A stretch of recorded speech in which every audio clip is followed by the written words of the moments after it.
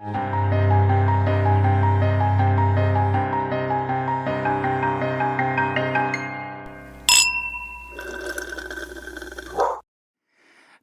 bum, ba-da! And that's why we drink. And for us, this is the first episode of 2024. Maybe not for your ears, but for our mouths. And new year, new us. Just kidding. Worse us. Well, I guess new, but it'll just be worse. New and not improved. New and more disappointing than ever. Side note, when you tested your mic, you talked normal, and then when we started the episode, you started shouting. So it is pretty damn loud. I don't know if I think you're blowing out the audio levels, which again, new and the same. Bum bum ba-da! Wow, that's so much better. Okay. Is it better? Okay, well... M apparently had to lower their volume to almost 0 to get it to be, like, listenable. So I hope it actually works for you folks. We're still... This is, like, we're almost 7 years in here, and we're still just not able to fucking do a podcast. 7 years in, I'm just amazed that I'm still so fucking loud. I really... Well, that part doesn't surprise me. But the rest, maybe, a little bit. I thought we would have learned. Okay, well, trying that again. Happy 2024, Christine. Yes, same to you, my friend. How are you? I apparently I'm louder than ever, so I'm doing good. We have to be on a stage in like a casual 10 days, 9 days actually. Cool. My gut is non-existent. She has left the building, vacated the premises. Yeah, she's carpet bagged her way up to the north. I truly, if I think long enough about it, I will throw up. So I know. You're making me really nauseated, and I'd like you to stop. Speaking of nauseated, you seem a little there. I've been told that I really need to ask you why you drink, and it sounded so stressful. I'm just, when you're, as M calls it, what? A slight mentee beat. Yeah. Now I'm like on the verge of crying. Like, what is wrong with me? Oh my God. I'm having one of those weeks where I'm just like questioning my entire, maybe not identity, but like self-worth and, oh shit. Yeah. Okay. Yeah. Well, so I lost my wallet again. Girl. Well, on a see, road trip. Even your own wallet doesn't want you to know who you are. I know. Just in a gas station. Your ID away. Yeah. Just vanished. Had a little mentee bee because I just was like, why am I like this? And this was probably the 5th time in the last few months. No, in the last year.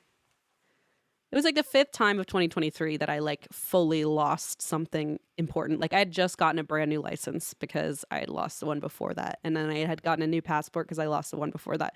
So it was like probably the 5th time I've lost something like incredibly important in that year. And I had a slight like meltdown and was like, why am I like this? I was on the floor of my car, like looking for my wallet. And I had a slight, and everyone in my family was very kind to me about it. Like, just very reassuring. But I was like, Blaze, how can you live with someone like this? Like, I just had a full on like crisis.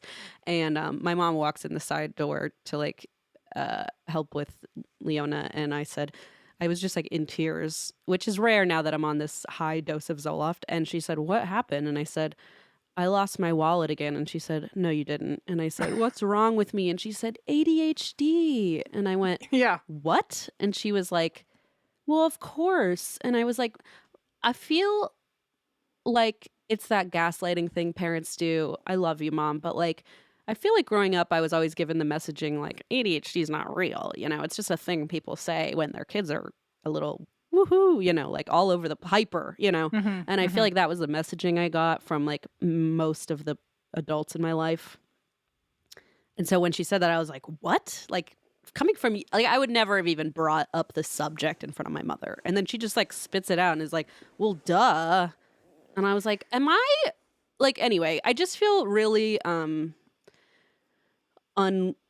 I just don't feel good. And also, my TikTok got hacked by this guy in Iraq, in Baghdad, and he has been bullying me all week. Okay, all week, and then he sends his friends to bully me, and they yes, he's like demanding $850 for my account, and then he said, "Oh, my friend is gonna reach out to you." My friend, it's like probably him on another fucking account. Okay, right. And then his friend reaches out, and his name is Spy. I'm like, okay now.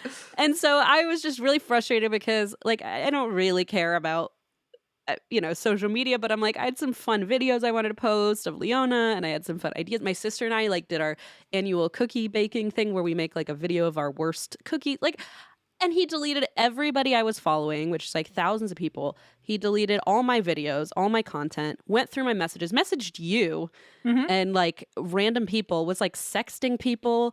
I was just like, it felt so, and then I lost my wallet. So I'm like, everybody just take my identity, I guess. I don't have it anymore. It's not mine. Right. Apparently. Oh, and so like this is how bad things have gotten this week. I'm drinking herbal tea. Wow. I don't think I've ever drunk herbal tea in my life. Like for fun? Yeah, because I just need to like calm the fuck down. Okay. And so I'm drinking it out of my chip coffee mug, which oh my God. I have not really gotten to show off yet. And I feel bad because I love that.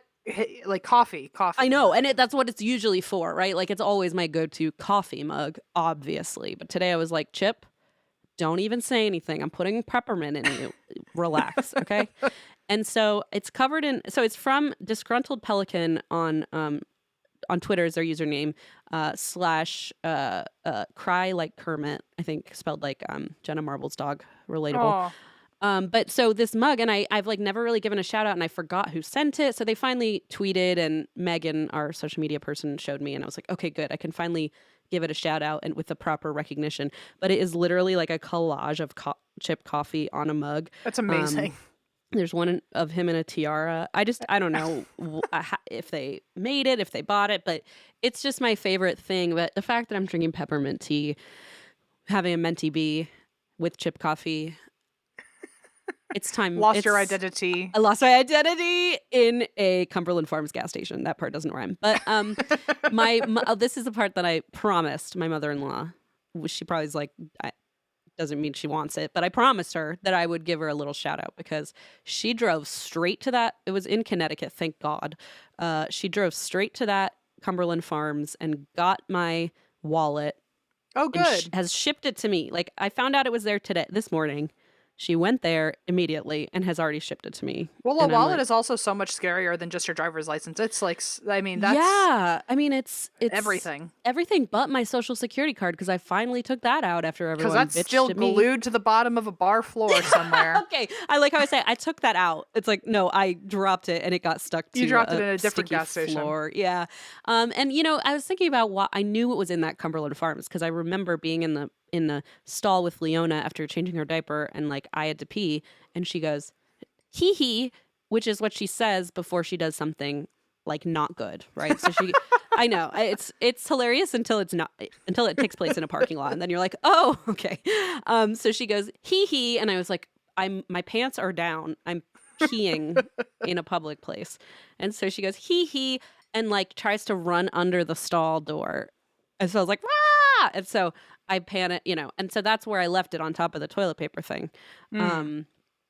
Anyway, so it's just been one of those weeks where I've just been like trying my best. And, we're all sick, Leona. It's just everything, it seems to be chaotic. And then every time I think about our tour coming up, I'm like, that's funny.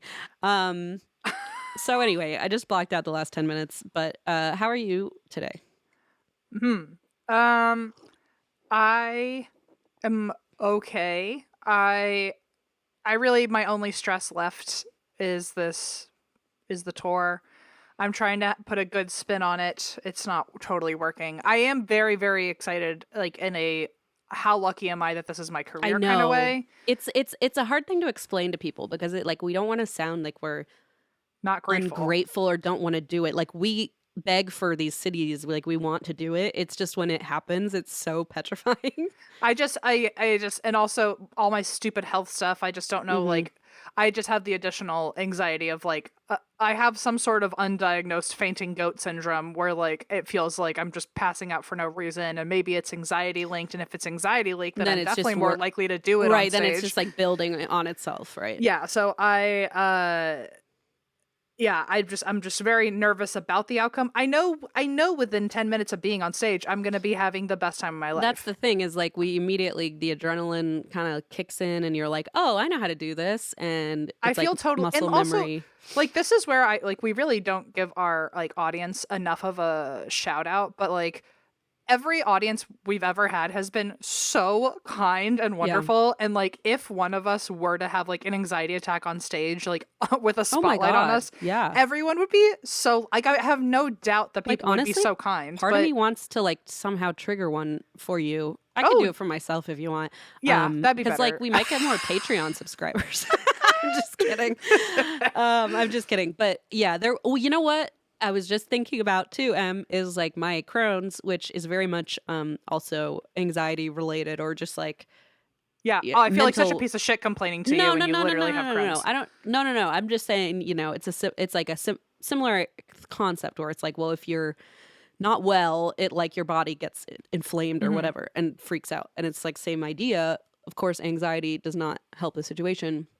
And M has always said to me, if you ever have to just get up and run to the bathroom, like do not fucking worry, just do it. And I've always been like, oh yeah, totally, that'll never happen. And then like when we were recording last week, I was like, bye, I'm gonna peace out or whenever that was. And I was like, and that's literally never happened to me where I'm like, okay, I'm really not well. And so I'm like, if that now I'm like, oh my God, that does happen, I guess. So if it does happen, basically I'm saying there's a chance for either one of us to just drop. Yeah. Okay, And we're like, old, and we're sick, we're I sickly. it's like we're two old crusty dogs walking onto the stage. And they're always shocked when we're still around. Like every holiday, they're like, "Wow, they made the Christmas card. They must be And hanging on by a thread." when I sleep, everyone's like, "Are they breathing? Are you? I know, I know, I know. Like Are you check, sure like they're put a okay?" finger under the nose, make sure. No, if something Oh. happens, it's so wild because I was trying to explain it to my therapist. God bless her. I don't know if she understands the dynamic entirely because my anxiety is so unfounded. Where I mean, like it is justified in some ways, but also the calling me out of being like, well, if it were to happen, what would go wrong after that? And like honestly, nothing would go wrong Sure. because our audience is understanding, you're understanding, like we would figure it out, it would be handled, whatever. But then she even said, like, what about your co-host? You think your co-host would care? And I was like, I literally know my co-host Like she's a huge would not care. bitch. Like no, but like you would not care. Like I am in such good hands. And so like all I would my care fears, like very much about you, but not about like yeah, you like leaving stage. Right. and same thing for me. It's just so wild that I still have all these anxieties, even though I must have some sort of linked like inner trauma about like thinking I'm going to get in trouble or something. I don't know, but it's Yeah, I mean, honestly, I have delved into a few things regarding my like bizarre aversion to the phone, and I've linked it to some very bizarre specific things that have been like, oh, you know, so maybe that is something to like eventually explore. Jordan, are you listening? Write that Jordan, down. are you? Because does Jordan listen? That would I don't be- know. I really hope to God not. I really. my therapist once told me, who by the way she ghosted me, and I think she hated me, but that's probably anyway. So I need a new one. Anybody? Okay. So Jordan, are you listening? Can I work? Well, with so you? Jordan follows me on TikTok, which terrifies me. Or I don't know if I don't know if she follows me, but we found each other on TikTok. Oh, that's right. I was like, how do you find a good therapist? You're like on TikTok, and I was like, well, cool. Let's see if Northern Kentucky therapists, any of them stand out on TikTok. We'll find out. Well, I'm doing, I think, a lot better than you are. I have not had a total mental breakdown yet. I have cried a lot, but it hasn't been because of a mental breakdown. It's been like just getting overwhelmed and then having to go take a depression nap, and then I'm fine. Yeah. Okay. Well, that's good. I mean, I'm glad you Yeah. at least know how to recover for your own sake. How was your Christmas? I know this is like a while ago now for listeners, but for me, what did you get for Christmas? What was one of your favorite gifts? Oh, well, thank you for asking. It was really lovely. We did this 2023 was the first time in my life I've done like a Christmas morning, like wake up with presents under the tree, because in Europe, or at least in Germany, you celebrate on the 24th. And so what we did was like really ideal. We went to my mom's house for Christmas Eve and did like our old school like family tradition. And she plays this weird children's choir from Germany on a seat on my sister's Hello Kitty boombox. And my mom and my sister cry inexplicably, and then we all like march into the room. It's like very bizarre if now that I say it out loud, but It does sound, that sounds like something you tell Jordan, you know? Jordan, help. Jordan, I don't even have a TikTok for you to follow, and I don't have a Twitter because that also got taken away. So you know what? I don't know how I'm ever going to find mental health help, okay?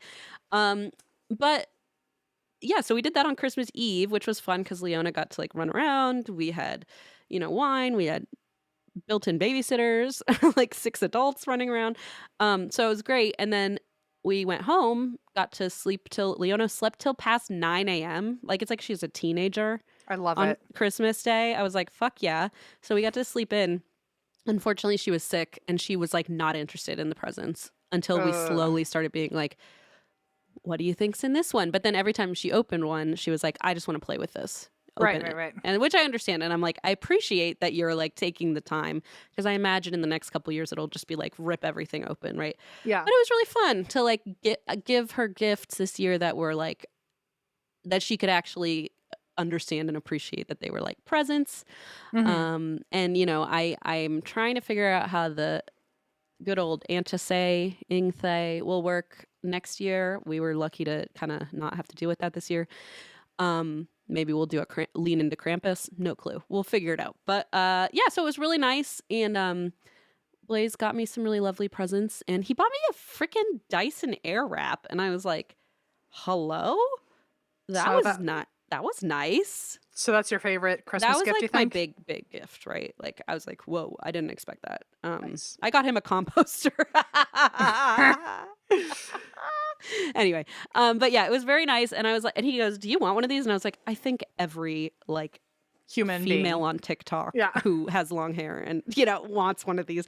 But I was like, something I never ever would have bought for myself, but I've always just like watched the little tutorials. So I felt very that was a very big surprise. I was very excited about that. And then the rest was just cute little stuff. He got me a garlic chopper that looks like a vampire. You grind garlic, like just silly fun stuff that's like, I don't know, that just makes us think of each other. So it was really special and we had a good time. And then yesterday was his birthday and we had a great time. And on New Year's Eve we were in a Quality Inn Canton, Ohio, or Youngstown, Ohio. So we can't celebrate it all, but we try our best. So how was your Christmas, Em? It was good. This was the first Christmas where a majority of people I did not get gifts for, and that itself was a gift. Yeah, and indeed. Yeah, it sounds like it. I feel like I got a lot of clothes this year. I got my mom got me and Allison like play tickets, like play season tickets. Fun. I got a tie that I wanted. Which I never wear ties. I just wanted it desperately. I was gonna say, put it on. It has DeLoreans all over it. Okay, that's very fun. Yeah, it was pretty nice. It was low key. I'm exchanging more gifts tonight. My friend Cole, who you know, you might know as Hot Cole because that's usually how I reference him to people because he's weirdly good looking. Yeah, he like freakishly so. Like yeah. He's a very handsome. He's my ex-boyfriend also, so like careful. Yeah, no big deal. M dumped him. I did dump him. Which like point of pride. In some spaces I feel like that's my only power move I have left to play. I'm like well, I dumped a hot guy, so him and I are having a sleepover tonight, so you know what the could romance. No, the romance isn't over yet, everybody. The romance is still alive. But I think we're exchanging gifts. We're going out to dinner later. When we were dating, every single date was at Olive Garden because when you're 14, Olive Garden is like the pinnacle of class, indeed. And so apparently we're actually reliving our dates, and we're going to Olive Garden tonight, and then we're coming back to my house to watch TV. My God, maybe he's gonna propose. Are you gonna put out? This is gonna be so fun for me to live vicariously. He is even hotter than he was when we were dating. Well, so that actually, so he might win that power play because like you dumped him, but now he's even hotter. So like actually, I'm sorry to say that might not be your win anymore. I mean, I might give him a little snuggle, I think. We'll see Aw, where that's the cute. night takes us, but I think snuggling is about as far as it'll get. That's pretty far. It's pretty far. I mean, I'm a pretty lucky little person to be able to do You that. sure are. But I mean, if there's such a thing as being even gayer than me, it's him. So I think that Oh yeah, folks. That's why the joke is fun. Sorry. Oh yeah, we're both queer. To clarify, yeah. neither of them are even remotely interested in the other one in that way. So it's no. fun to Now poke it's fun just it's platonic snuggles. It's you just understand. garlic bread on garlic bread on garlic bread. He's gonna pour pasta fagioli all over me, and it might get a little crazy. So, Wow. Anyway, that's Great. my final Christmas gift is getting to hang out all night with a handsome man. Unlimited breadsticks, baby. I didn't mean to weirdly just brag about him the whole time. I was trying to say I might be getting more gifts later because I think we're exchanging presents. Oh, but I can't wait to see what it is. And can I just throw one thing out before I forget, which is just like a fun fact for you all. So Alexander, my brother, as many of you may know as Zandy, won Christmas, won Leona's Christmas because he got her a little a veterinarian kit, and it has a little puppy and a little, and as a kid wanted to be a doctor or a vet, and she took that stethoscope and has not put it down since Christmas Eve, and Blaze she must be so proud. Oh my God, everyone in Blaze's family, his mom's a nurse, his brother's a PA, his brother's wife's a doctor, everyone's in the medical field, and she runs around with this stethoscope, and I don't know where she comes up with this stuff, probably TV, okay? But she runs up and she goes, breathe in and out, and puts it on her chest, and then she goes, you're all better. And she ran around and did that to every pet, every human, every inanimate object. And so I was just because that was me as a kid. I always had a little stethoscope, a little shot. You know who's about to get healed the fuck up next week because we're all gonna be together. Yes! Oh my God. It's gonna be Eva, because Leona and Eva have a very interesting best friendship, and I think Eva, you're about to play doctor with Leona quite a lot. Oh yeah, it's you're gonna be very precious. Get a lot of checkups, and she checks on people's tummies a lot, which is very sweet. So Eva, get ready to breathe in and out. Yeah, get ready, practice. Which actually is. Eva says, yes, fix my tummy. It does weirdly feel better. I think it's probably just that you're oh, that's cute. And you forget about your many aches and pains for a moment. But it does actually work. So, yeah, anyway. So thank you, Zandy. And Leona literally has never really attached to a stuffed animal, but she takes a stethoscope to bed every single night. So, you know what? I'll take it. It's every Jewish mother's dream. I know, right? I'm listen, there's worse things to be obsessed with. Well, okay, we've literally talked for 27 minutes. Wow. Well, you shouted for part of it, so. Okay, perfect. Okay. Sorry. Oh, yeah, also I have a never-ending sinus infection. The end. Okay, you make me feel a little better about myself, so that's why I drink today. That's all I want to do. And are you drinking anything? I'm drinking a D-Peppy. Yeah, I'm drinking a fucking herbal tea. Oh, right, yes. Sorry, okay. Sorry to yell. I'm just, sometimes I get a little bit overstimulated. It's okay. Call Leona and Dr. Leona. She'll have you breathe in, breathe out. Fix my nervous system. Okay, I've got my little story for you today, Christine. It is the mysterious case of dun dun da da the Bennington Triangle. Angle. Wow, if I knew you were going to shout so much today, I would have spent a lot more time helping you fix your audio earlier. But you sound great, so perfect. Yeah, why do I know that? I think because it sounds a lot like Bridgewater Triangle, Perhaps. and it sounds a lot like Bermuda Triangle. Perhaps. Bennington Triangle. I was expecting another Pukwudgie moment. Pukwudgies, I'm telling you now, are not included in the Bennington Triangle. Yet. We can find one and bring them over and then start populating the area. They're an invasive species at that point, and I don't really want to be complicit in that. They have no natural predator, so they're they're going to take over, like those koi fish or whatever. Like those hedgehogs or something. So, Bennington Triangle. It is a mystery spot, or a mystery triangle. We remember our shapes. Rhombus.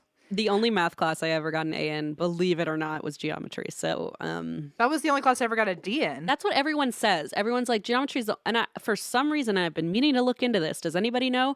My brain, like geometry, I get it in a weird, obviously I don't, because I don't know what a rhombus is. But in general, when I learned it back in the day, I was like, I fucking get it. And nobody else got it. And then when it came to algebra, I was like, what the fuck? I don't know. So maybe there's some weird mind, like the way my brain works. I don't know. You know who else is really good at geometry? Spider-Man. Really? Yep, it's how he defeated Doctor Strange. He used Hilarious. geometry. That's he knew where to swing because he knew the I angles think of that the you've mirror told dimension. me this, and I was like, wow, this is quite a heavy-handed way to say, like, stay in school, kids. The exact line from the movie was, "You know what's cooler than magic, Doctor Strange?" I remember. Math. Oh my god. Oh, it hurts. If that's not on someone's math poster, I don't know what you're doing wrong. It must be. So, Miss Geometry, you know what a triangle is. Sure do. And this mystery spot happens to be triangular in shape. It is in Vermont, and it is full of unexplained phenomenon. Ooh. The name was coined in the 1990s, but the actual area is pretty undefined. But the epicenter of it all seems to be Glastenbury Mountain.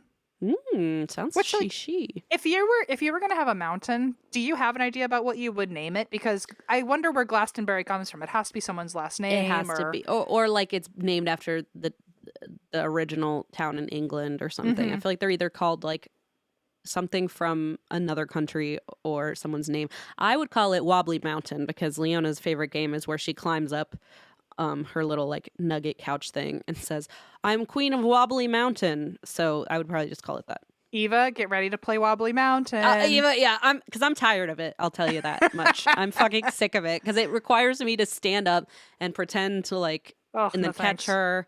Oh my god, it's so much physical exertion. The second she's of just binging TV age, I know, her and I right? are gonna bond. It's Get gonna on be crazy. TikTok. What age can I put her on TikTok? I'm kidding.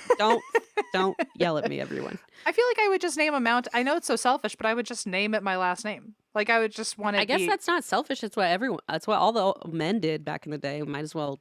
That's you true. know, do Or one it for would be yourself. something like "fuck the patriarchy mountain." Like it would be, like it'd have a purpose. Like it would have like I would. You'd want be sending a message. I'd want a certain group of people to know that this is for the girls, the gays, and the theys. Like don't come over here. Gotcha. So anyway, the epicenter of this place is Glastenbury Mountain, and the communities nearby this mountain are the ones that are having the strange experiences, specifically the towns of Glastenbury and Bennington.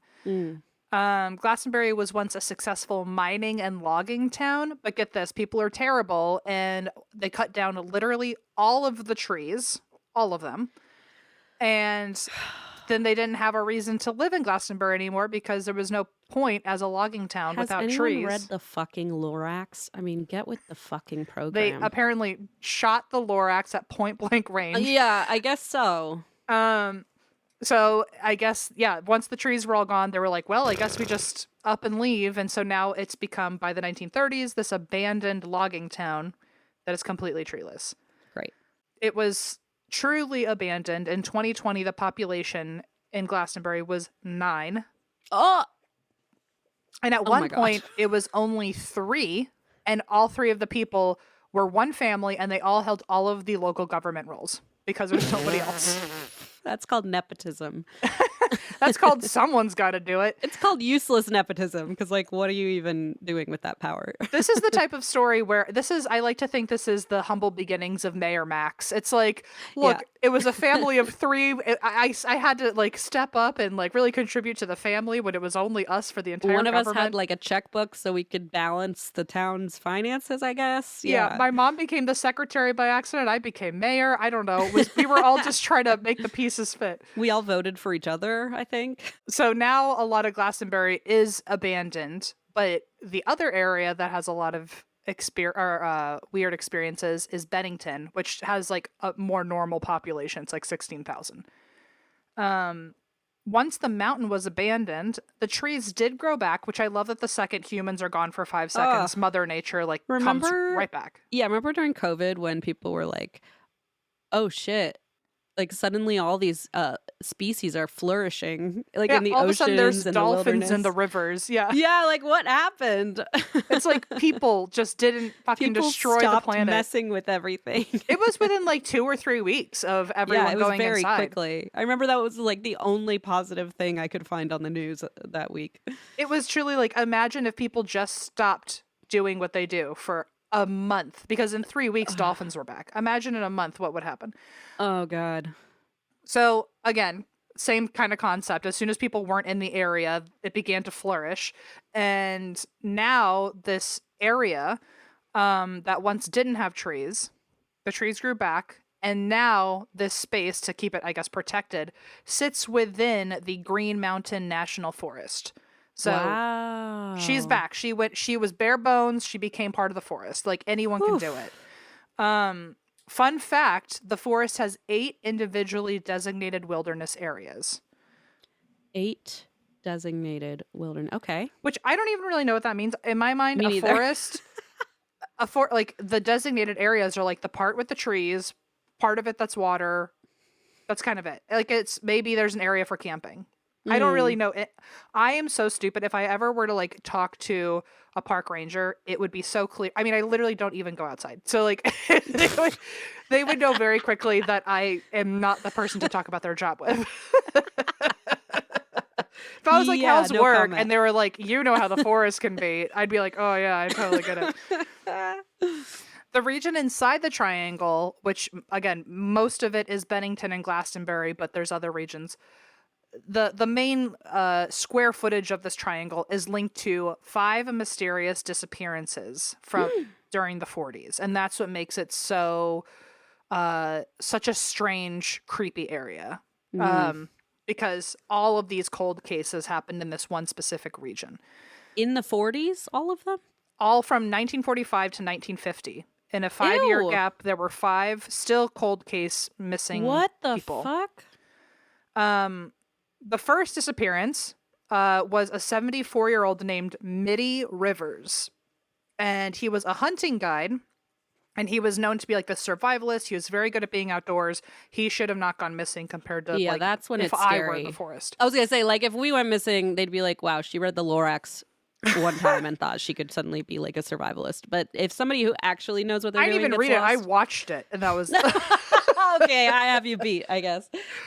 If I ever go missing in the forest, just know that, like, first of all, why was I in the forest? But second of all, the second I entered the forest, we should have known I wasn't coming out of there. You entered So, unwillingly, first of all. unwillingly. By And someone else's hand. the second I'm in the forest, if I ever go missing and someone, like, tracks my phone to the forest, just give up. I'm already dead. Like, I'm not too coming back. late. It's too late.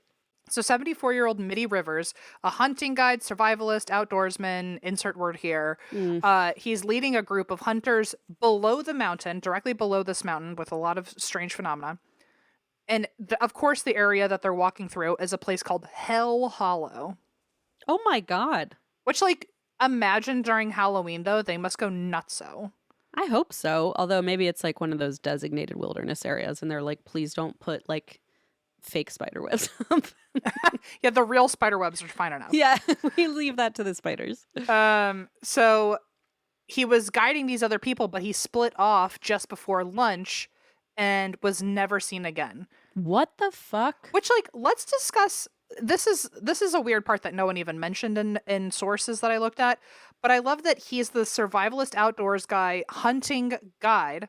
Yeah. He goes missing, and the group of people he was guiding found their fucking way out without him? How does that make sense? Maybe they just retraced their steps back. I don't know. But it is Or maybe weird they that, just like, screamed until someone heard them. That's what I would do. I would just stand still and do one Help. long note. I thought that was interesting though. Like, oh, the guy who knows what he's doing and he's been in Yeah. these woods before goes I missing. would love to hear their side of it because I wonder how long did they wait for him? You know, did they look for him? Did they just assume he got sick and left? Like, I I feel wonder like- how long they waited. See, it's the human questions like that where it's like it's the beginning of a horror movie of like how Yeah. long do you wait in the woods for a Like, random if it's person? getting dark, like, do you risk it and leave? Yeah. Or, yeah. Like, is it a prank? Like, Oof. Yeah. Yeah, that's hilarious. He's such a prankster, that survivalist wilderness guide. I know it was 1945, but in today's world, I'd be like, the second I get back to Wi-Fi, this guy's getting a 1-star review. Like, yeah. I'm yelping the shit out of this. I am never coming back to this forest again. You and I would use up all our battery, like TikToking the like escape of the forest. Like this guy. So anyway, he goes missing. The other 4 people, we never hear about them again, but allegedly they get home. Great. And an initial search goes nowhere. And even though the search goes nowhere and they're like, well, I guess he's just gone, 300 people, including like army soldiers, all gather together and they're like, no, we have to find this man. Oh my God.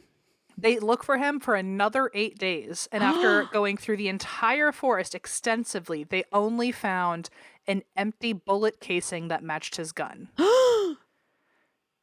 Goose cam.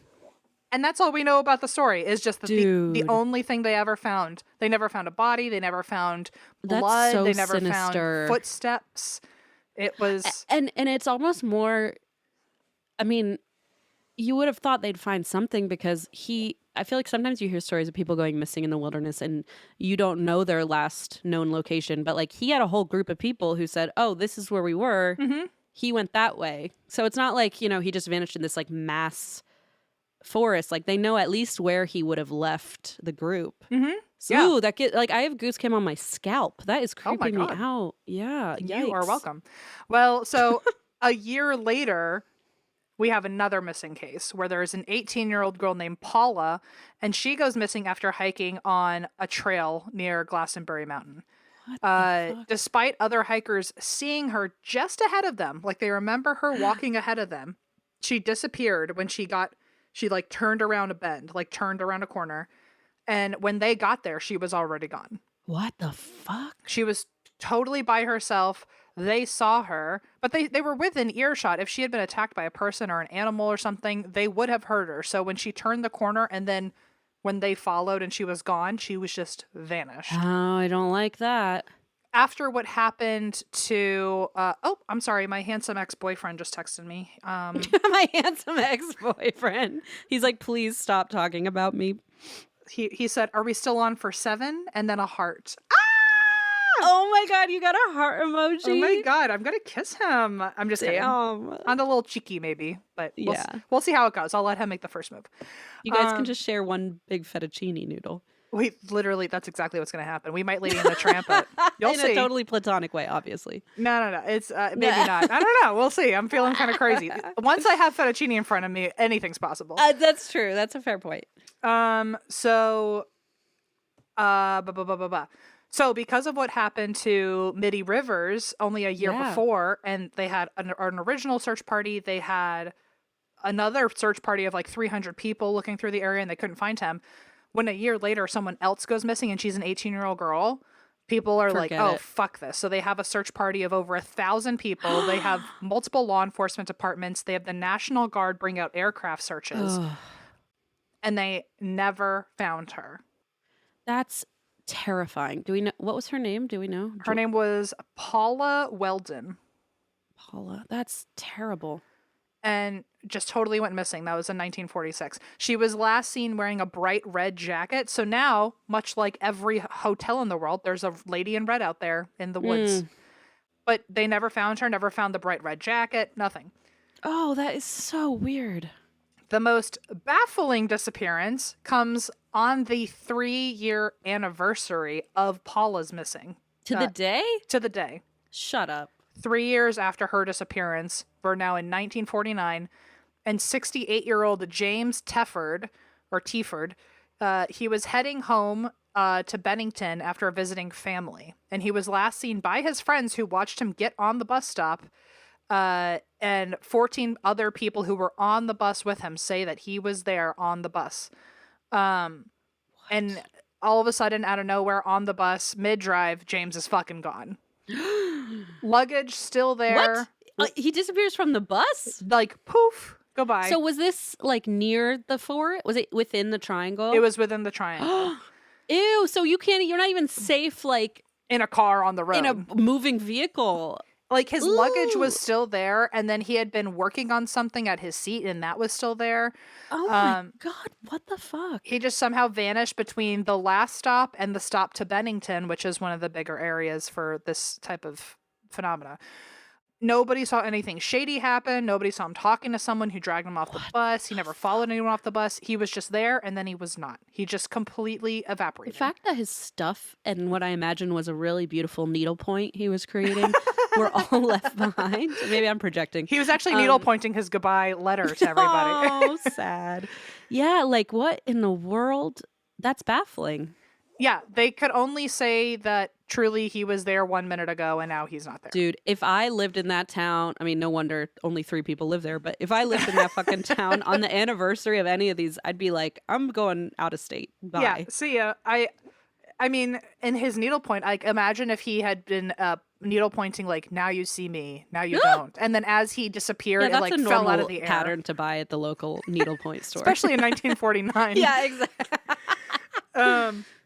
But yeah, just totally vanished off the bus. So that was another case. And then the fourth case was a year later where there was an 8-year-old named Paul Jepson. No. And Paul vanished from his family pickup truck. No. And the story goes that he was fed to the pigs by his own parents. What? That's the fun little story we've got going.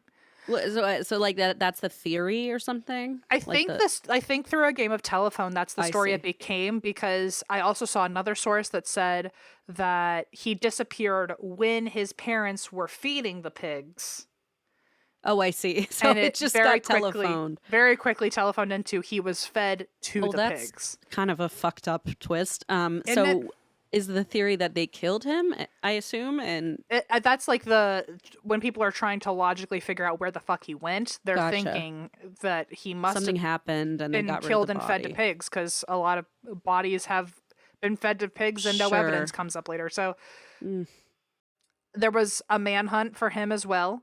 At this point, I feel like the police are tired. They're like, Jesus Christ, like people just keep And going this is away. like a small rural area, right? Like it's Yeah. not like we're in some big metropolis. Like they're bringing in the National Guard every year to find people. I mean, The National Guard might as well just put it on their calendar, like right? every I year mean, we do a conference in these fucking woods. And oh, just for God's sake! Like, what is going on? also interesting to me that if you're doing 1,000-person manhunt, none of those 1,000 also went missing. I feel like that.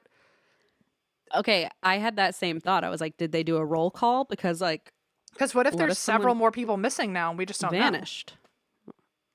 Because people could have thought, oh, they just Irish goodbye for the day. Nope, they're gone. Yeah, I don't like that either, Em. The irony of going missing during a A missing manhunt for person somebody else, so search. nobody's looking Yeah. for you. Or like, what Ooh, if someone, wait, that's a good book idea. Write that down. or what if Eva? someone spots you, but you're not like the 8-year-old kid, and so they just like turn their head away and don't realize that they actually found you and you need help, and they just walk away. Eva, Oof. I've kind of lost the plot, but write that down anyway. Oh, okay. Okay, so they have a manhunt. No results for 8-year-old Paul Jepson. They just know he went missing when he was last with his parents. Terrible.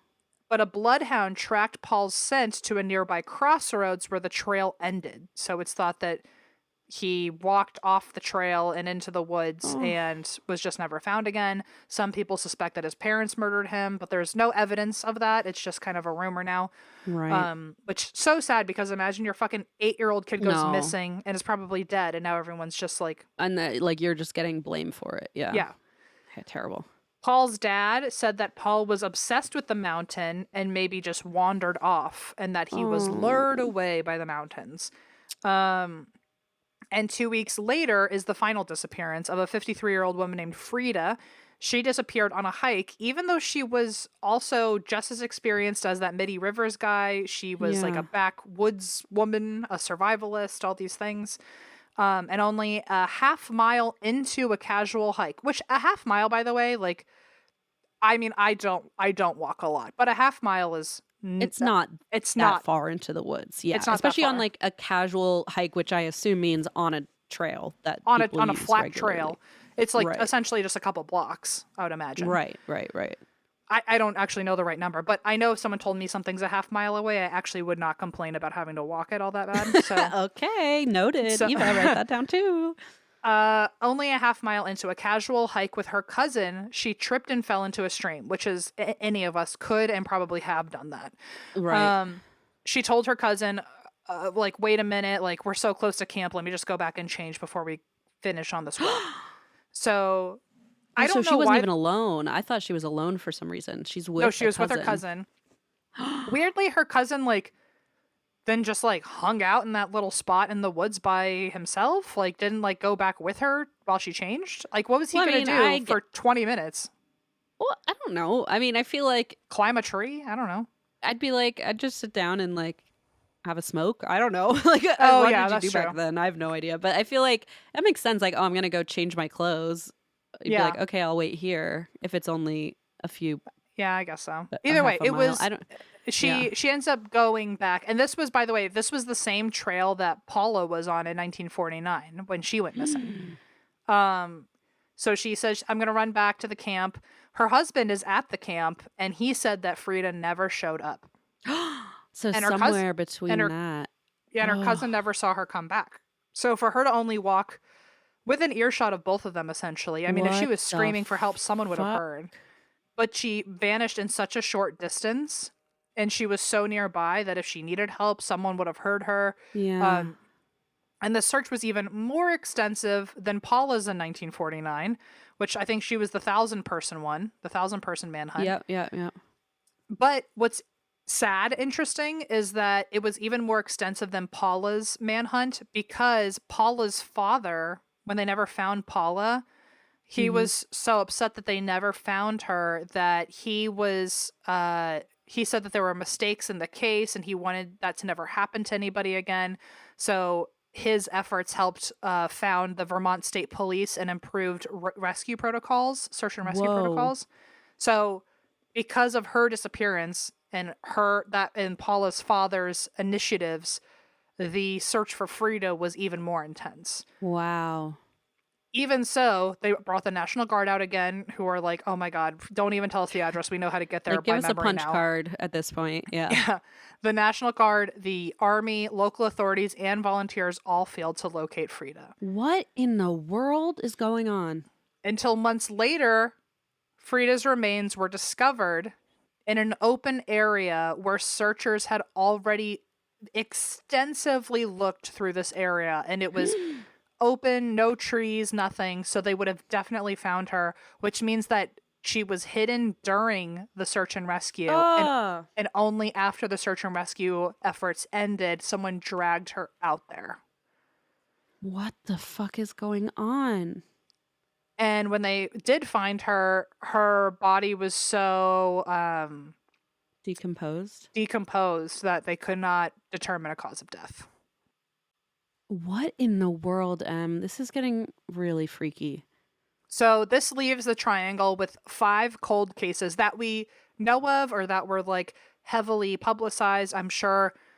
I mean, that was back in the 40s, and this is like 400,000 acres of woods. So someone else has unfortunately probably gone missing or been hurt out in these woods. But these are the 5 cold cases that created the lore of the Bennington Triangle. I mean, and the wild part is like, if it is a true crime situation, these are all very different victim profiles. Like, I mean, aside from the 2 women, but like an 18-year-old, basically a teenage girl, a little boy, an older man, like a middle-aged woman. It just seems all over. And then the guy on the bus, which also Yeah. that wouldn't make sense for, I guess, a true crime necessarily, but it's just so odd.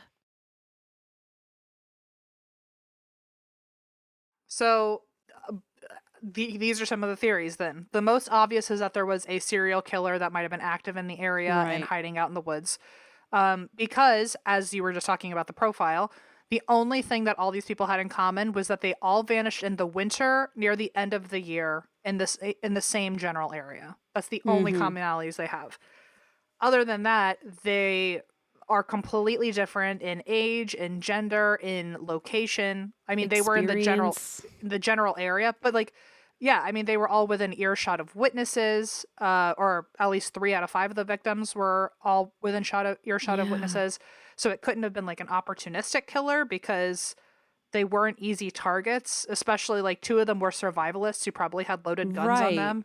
One of them definitely had a loaded gun because they found a bullet bullet. casing. Oh my God. And so it's not like he was just, if it was a serial killer, they maybe were like very new at it and were just picking anybody and not knowing who to be careful of. I mean, maybe. I just wonder then with that final, it was so different to suddenly bring the remains back. Like maybe that one was a serial killer who was like, oh, I'll just capitalize on the fact that people are vanishing. Maybe I can just pop on in. I mean, that does feel like it could be a clue. power move of like, haha, I can up the ante now and literally bring the bodies back and you still won't know who I am. I'm assuming they looked at the husband and cousin for her death. I guess so. It was never determined. I'm so creeped out by that. So another theory was wild animals. Okay, sure. Like black bears in the area could have taken them. But again, 3 attacks. There were witnesses that would have either been within earshot or they would have literally seen a fucking bear or like even if they didn't see a bear with that person, there would have been like notices out in the woods that there's a bear in this area. Yeah, or they would have at least heard a struggle, right? Like or like some movement. Like a bear's not subtle. Exactly. There would have been tracks or blood, especially since this was every single missing person was at the end of the year in the winter. So in cases where there was snow on the ground, there should have definitely been tracks or bears blood. hibernate. I went to 3rd grade and I did learn that. Okay. Second of all, the red parka. You think a bear? You think a bear ate the fucking red parka? No. Where is it? You know? Mm-hmm. Well, they also thought maybe one animal killed Freda, and then another animal maybe dragged her body like out into the woods, and that would explain why she was found all of a sudden. But like if an animal big enough to drag a human being dragged her right to where people had been looking, that means she probably wasn't that far away from that area, and people had probably searched that area too. Right. So, or it could be a combo. Maybe an animal killed her and a person dragged her out into the middle of nowhere. Maybe a person killed her, an animal. So it could be anything. But with the wild animal theory, like you said, there should have definitely been signs of a struggle. People were within earshot of most of these people. 2 of them had guns. There would at least be blood of someone trying to shoot the animal to keep it away from them. And the only like big cat that was considered a predator in the area was the eastern cougar, and it had already been extinct by that point. New big cats wouldn't have started wandering that area for several more decades.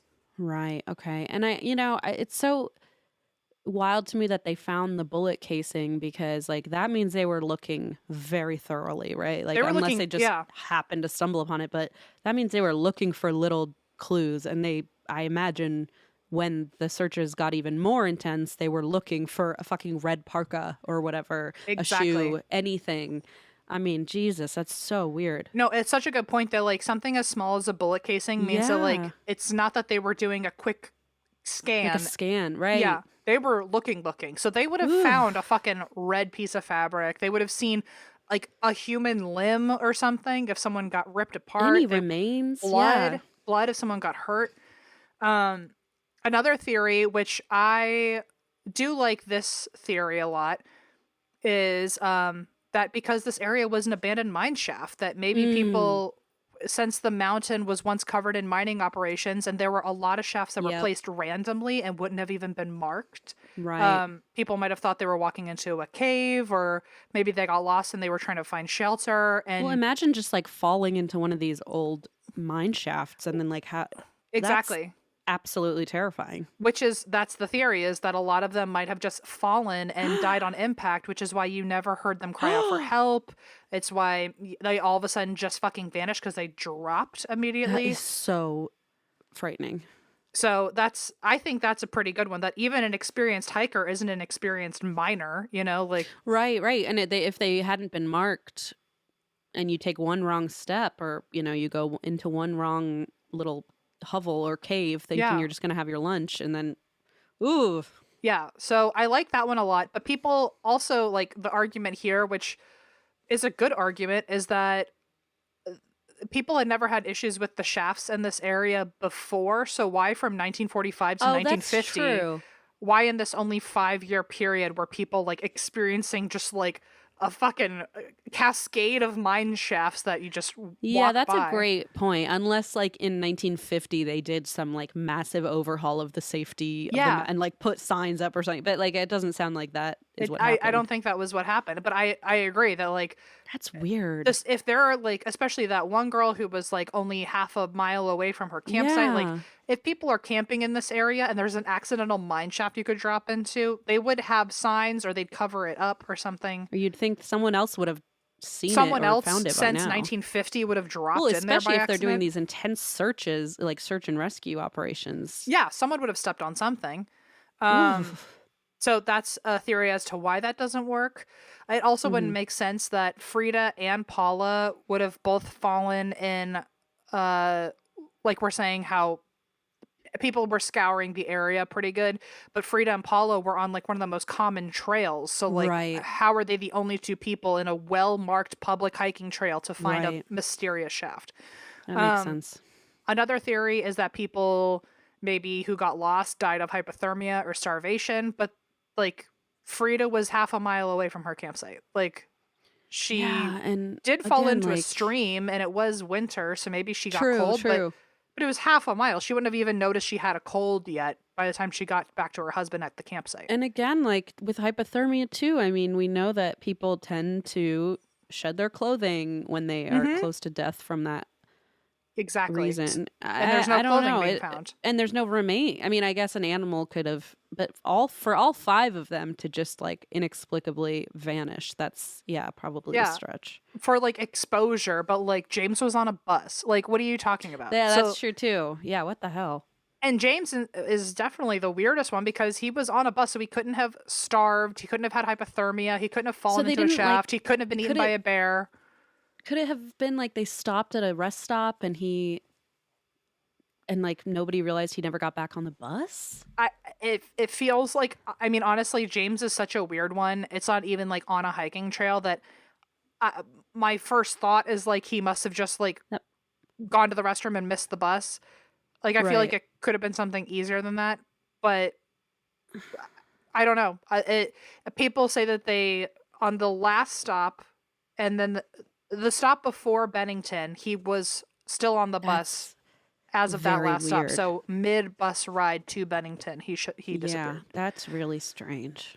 And then because he's so weird and no one can place like his fucking story, people's theories got a little more crazy and they started suggesting cryptids. They started saying that the culprit could be this Bigfoot variant in the area called the Bennington Monster. Oh. And the only story we have of the Bennington Monster, I'm telling you, it feels like a game of telephone all over again because it's from the 1800s, back when there were stagecoaches. Sure. And the first sighting of the Bennington Monster was when a stagecoach was carrying people and had to stop on the side of the road because a flash flood made the roads too dangerous. So this stranded stagecoach is on the road. The driver is looking around the area by the stagecoach to see if like they're parked in an okay area. And he's using literally an old oil lamp. This is the beginning Oh of my like a Lord. horror movie. It is. I'm scared. Did you just say my lore? That's your lore? I said, oh my Lord. but also, this is my lore. This is canon for me and I have an oil lamp now. I thought you were A saying my Herstein lore. shifter canon. Girl, people are using the lantern to find you. To find my wallet, yeah. It'll never It's be literally found. the equivalent of you using your phone flashlight to find your wallet at the bottom of your car. I was literally doing that for over an hour yesterday. So yeah, it's a little too on the nose. The driver looked around the area of the stagecoach in the dim light of his oil lamp, and he saw in the mud very fresh, impossibly huge, bare humanoid footprints. Blech. And you mean bear, Bare, right? Just to Bare. clarify. Ugh.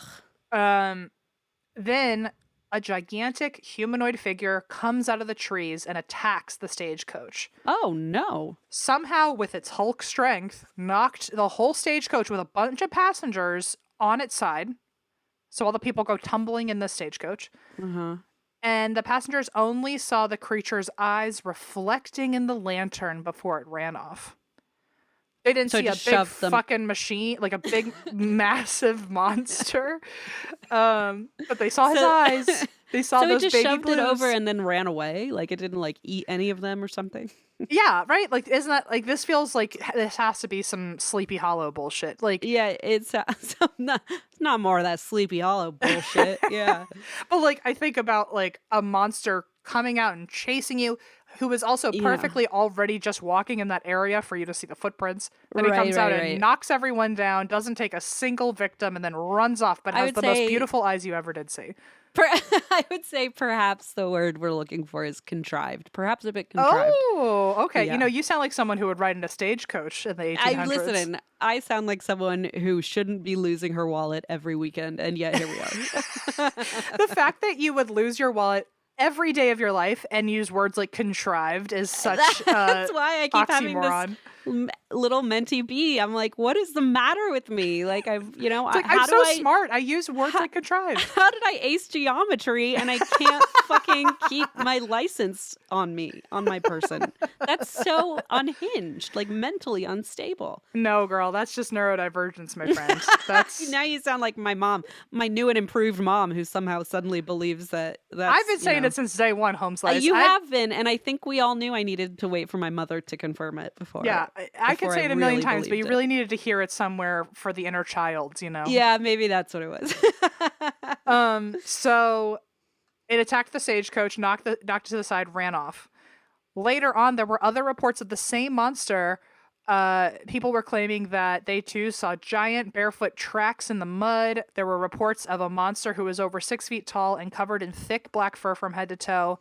And by the mid 1800s, people were now reporting a local gorilla man and were so scared of it that they started forming hunting parties to track it down. Oh my lord. It was sighted many times walking around in the woods and around people's houses. Nobody ever shot at it, so these hunting parties seemed like they were not working. And theories ranged from it being an escaped zoo animal to a prankster in a costume. Oh, but great. like, I feel like if I were a prankster in a costume, the second I read in newspapers that people had created hunting We're parties, shooting at me. Yeah. I would be like, the prank's over, bitch. And also thought that I was like abducting children and stuff. I'd be like, okay, Right. this is no longer a funny or prank. like attempted murder. Like now, like I'm gonna go to jail. Now they're going to ask where all the remains are. And like, I just got this on Amazon. I wasn't trying to be part of this police investigation. I'm just covered in mud. It wasn't even Yeah. hair. I mean, come on. Also, imagine you're just like a more than normal hairy person, and now people are writing about the gorilla man in the newspaper. That's tragic. Yeah, that's got to hurt. So you have to have an insecurity by the end of the It's day. got to be embarrassing. People also said like it might be an escaped zoo animal, but there were no missing animals at the zoo, and it seemed again like a hard sell that someone would keep wearing a costume knowing that gunfire was a threat to them. Yeah. People believe that this Unlikely. monster might capture and eat people in the mountains and then could also somehow masterfully hide evidence. So that's Maybe another it lives theory. in the mine shafts, like Mothman. Yeah, or even like, was it Shasta Mountain or something where like there's a whole Mount race of Shasta. Mount Shasta. There's a whole like race of people out there who hide in the old mountains, right? Yeah, I mean, maybe there's something we just don't know about that uses the empty mine shafts. I mean, that's creepy in and of itself. to Yeah. think about. So, I mean, that's the other theory then is that there's a monster in the woods who's taking people and it feels a lot like other cryptids I've talked about where it was only spotted for like a few years and now 50 years have passed and it's never been seen again, but we still think it's out there eating people even though it's shown no signs. It reminds me of, what does it remind me of? Like, not Pukwudgie. What's the guy who cries because he's so ugly? Oh, the squonk. Squonk. It's like that where it's like it's written about twice in close proximity and then like nobody ever talks about it again until now, and we're still talking about it. But that is bizarre. And like the fact that this was actually like real evidence of people actually vanishing is so sad. Like usually the stories are like, oh, you know, like the oil lamp story, like, oh, it might just be kind of exaggerated. But the fact that 5 people, like a child, actually went missing. Yeah, or the fact that there's people have put newspaper reports of this gorilla man from 100 years before have now said like, oh, maybe that guy's still alive and hurting people. Like it could be anything. Oof. Like people have branched out too far where now I feel like almost no answer. Right. It seems almost like way less clear. Yeah. Like the further out you get. People believe that the monster might be hiding evidence. People also turn to 2 different legends linked to the mountain. So now they're thinking if it's not the monster, then maybe there's some other lore we need to be paying attention to. And that's where we get 2 different legends, really one legend from indigenous people. People have often said that there's a story linked to the Abenaki people. But every origin I've found to this legend, and also Saoirse has said the same thing, is that a lot of the legend's origins aren't really substantiated, and every source seems to come back to a non-native person writing about this in the 90s. So okay, yeah, that sounds right. Just putting it out there, it might not actually be an indigenous legend. It might just be someone's decided to create one, which someone is this color. Yeah. Beyond. Yeah. Okay. The story is that they're all 4 winds, one north wind, a south wind, east wind, west wind. They all met at the top of a mountain and had a fight, and their eternal combat cursed the mountain, and people get confused by the wind up there and end up lost and never get home. Oh, interesting. Okay. So it sounds a little puckwudgy, like it's sending you astray almost. Yeah, exactly. And Glastenbury Mountain is noted for its high winds and temperamental weather, so that does fit the legend. I don't know why someone had to maybe make up an indigenous legend. They could have just said, I don't know, it's really fucking windy up here. Because the 90s are wild, and people decided they could suddenly put like, I mean, myself included, put like dream catchers up and shit. Yeah. You know, I feel like that was a time when we weren't completely aware yet of how inappropriate that was. Yeah, I know. You know, I mean, I'm including myself in that. But, oh, I'm including myself in that too. Yeah. I loved a fucking dream catcher. I know, and it took me years to be like, oh gosh. Imagine the people who like have one like tattooed on them or something. I know, It's I know. like, That's got to be really "Ugh." tough. Like, how? But now you just turn it into like a really cool spider web or something, you know? Like, yeah, make it a spider web. The Yeah, kind yeah. that grows in the hell hollow or whatever Right. it's called. Deb the web. Put Deb in there. Deb the web! So the winds are mad at each other and they confuse people, and it actually does fit the story because Glastonbury is so windy. In fact, here's a little factoid for you. The wind direction is so inconsistent on this mountain that all plants curve differently based on how the wind was blowing when they grew. What the fuck? Isn't that fun? That is bananas. But also for a survivalist, it's like you can't trust any leaf. It's true point. so I don't know where we're going. I don't know. A second story is that somewhere on the mountain there's a mysterious. Oh, this is another quote indigenous story. Okay. That somewhere on the mountain there's a mysterious stone that swallows anything that touches it. And so if you're a lost hiker and you stand on the rock to get a good vantage point and like get your bearings, you could be swallowed by this stone and vanish forever. Super. Even worse, the stone can allegedly move at will, so you never know which rock is safe. Okay, great. Okay, I was gonna say somebody put up a little sign or something, I know. but I guess not. Okay. Another theory, your favorite, UFOs. I figured that one was coming. Yeah. It usually is. And in Vermont, it actually is the number 2 state that you're most likely to see a UFO. I feel like maybe I've heard that only because I feel like I've seen like merch that has like a Vermont with UFO. Like, I don't know. Maybe Really? I don't know. Maybe I'm thinking of our trip to Portland. I mean, we'll be there soon again. Shout out to our tour. But I don't know. I feel like I kind of put that together somehow, but I didn't know it was number 2. What's number 1 then? New Mexico? I thought that too, but it's Washington. Oh, okay. Wow. It's interesting that they're both kind of like border by Canadian the in some way, and Canadian also.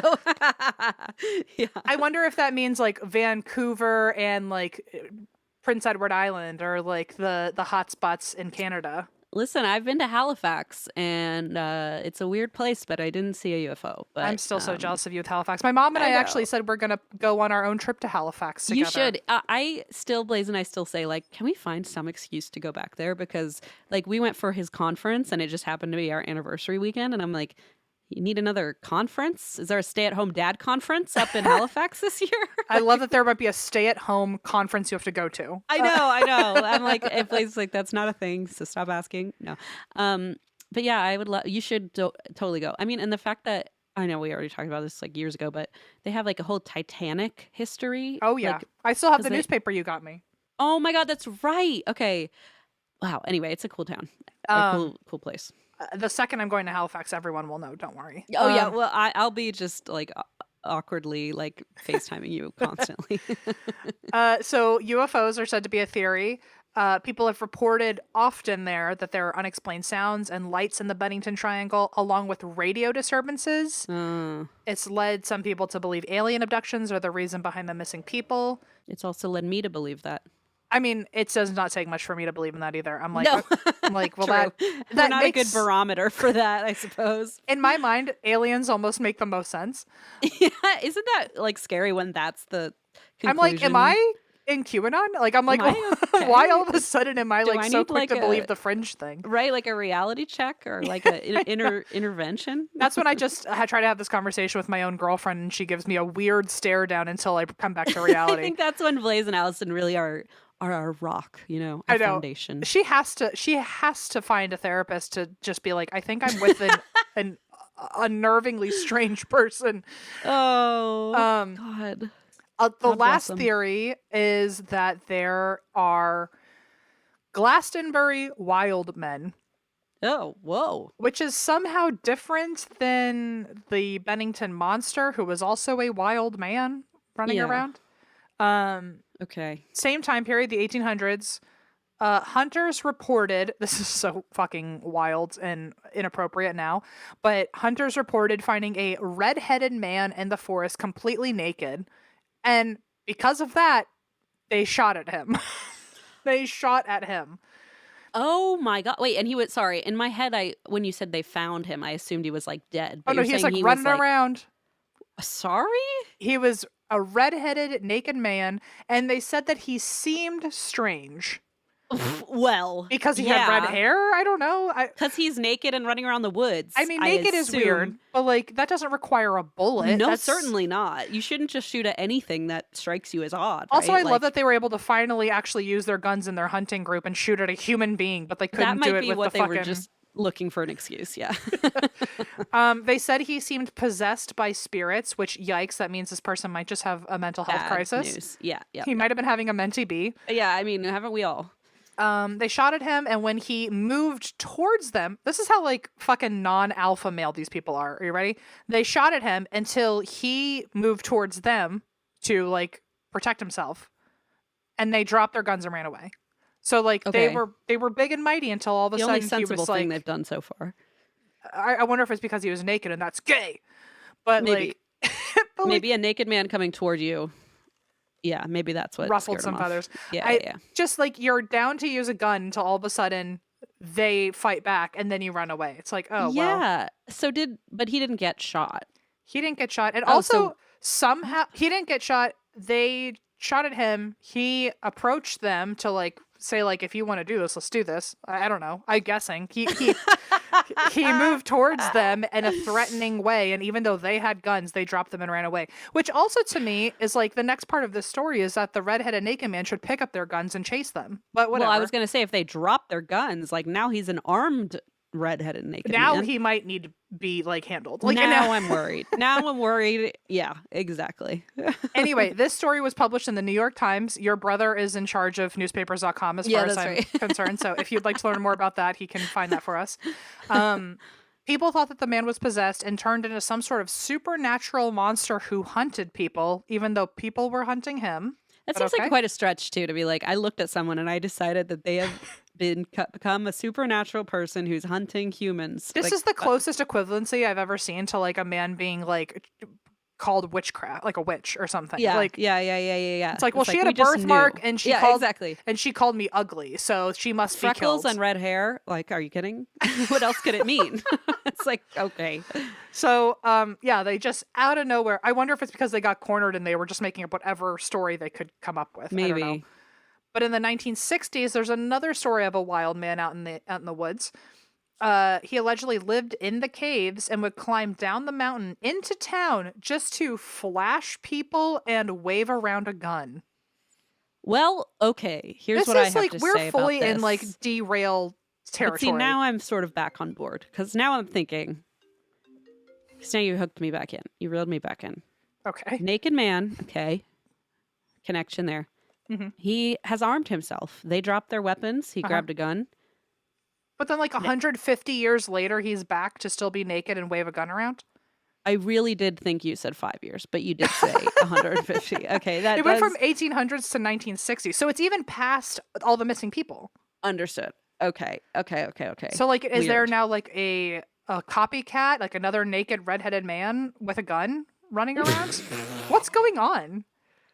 It really makes. I want to have more information for you because it's so weird. I feel like I had some logic going in my notes, and now I'm just spewing random It worded just sounds sentences. so deeply unhinged. Like I don't know what is happening in this area, but it's like not good. The wild man, because he was naked and redheaded and now looked he's like possessed sexually to them. harassing people. Like what happened? Yeah, and now there's apparently another one 150 years later doing the same Also, thing. in order to flash someone, I imagine you have to be wearing clothes first, right? To be like. Yeah, Flash. so where did he find these clothes? Are they the same Are clothes for they- 150 years, just being I was passed gonna down say, are from they redhead to 1800s redhead? hunting gear? Like, where is he getting it? I don't know. Passed from his descendants. don't It's just odd. So he never physically harmed anyone, which I love that he is waving around a gun, has been shot at, Yeah. but he hasn't harmed anybody. He still freaks people out and is said to disappear back into his cave for months at a time. I would argue centuries at a time, but okay. Yeah. The stories about this wild man sometimes are combined with the wind legends, and says that the wind spirits drove him and others mad and possessed them into protecting the mountain and being really and now like they on live the in the offense. mines and all this. Yes. So the story is that they now protect the mountain, are super like, I don't know. So if they ever see anyone who threatens them, they like take them away, and that's how those missing people disappeared. Okay.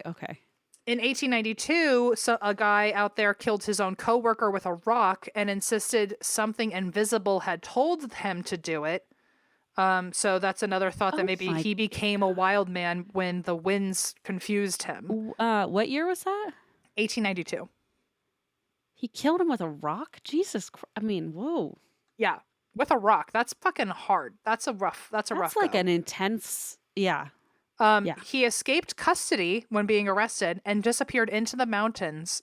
And the theory is that he just became a wild man and is on the loose. So now, like, he was out there from the 1890s just maybe killing more people with rocks because... Did he have red hair? Because I feel Was he naked?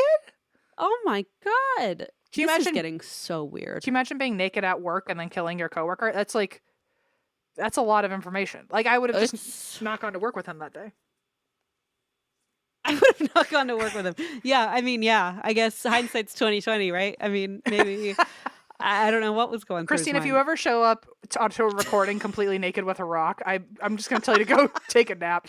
I'd be like, girl, you're really, the mentee bees before this were nothing like what's going on.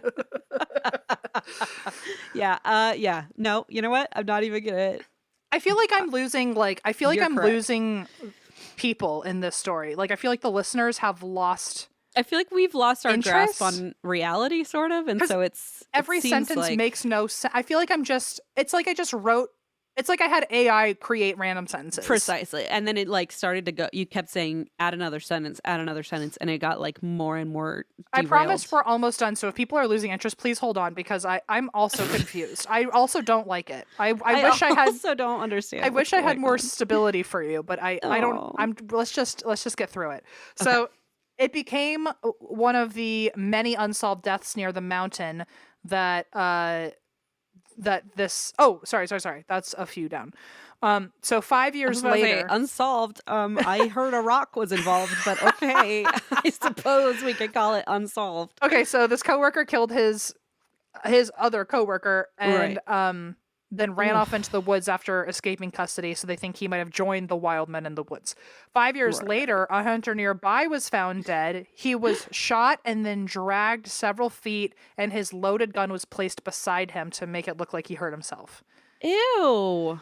People then started wondering how a killer would have snuck up on a skilled hunter with a gun in hand who's like hunting other things, presumably. Yeah, and then why the killer wasn't even robbed, including his own gun.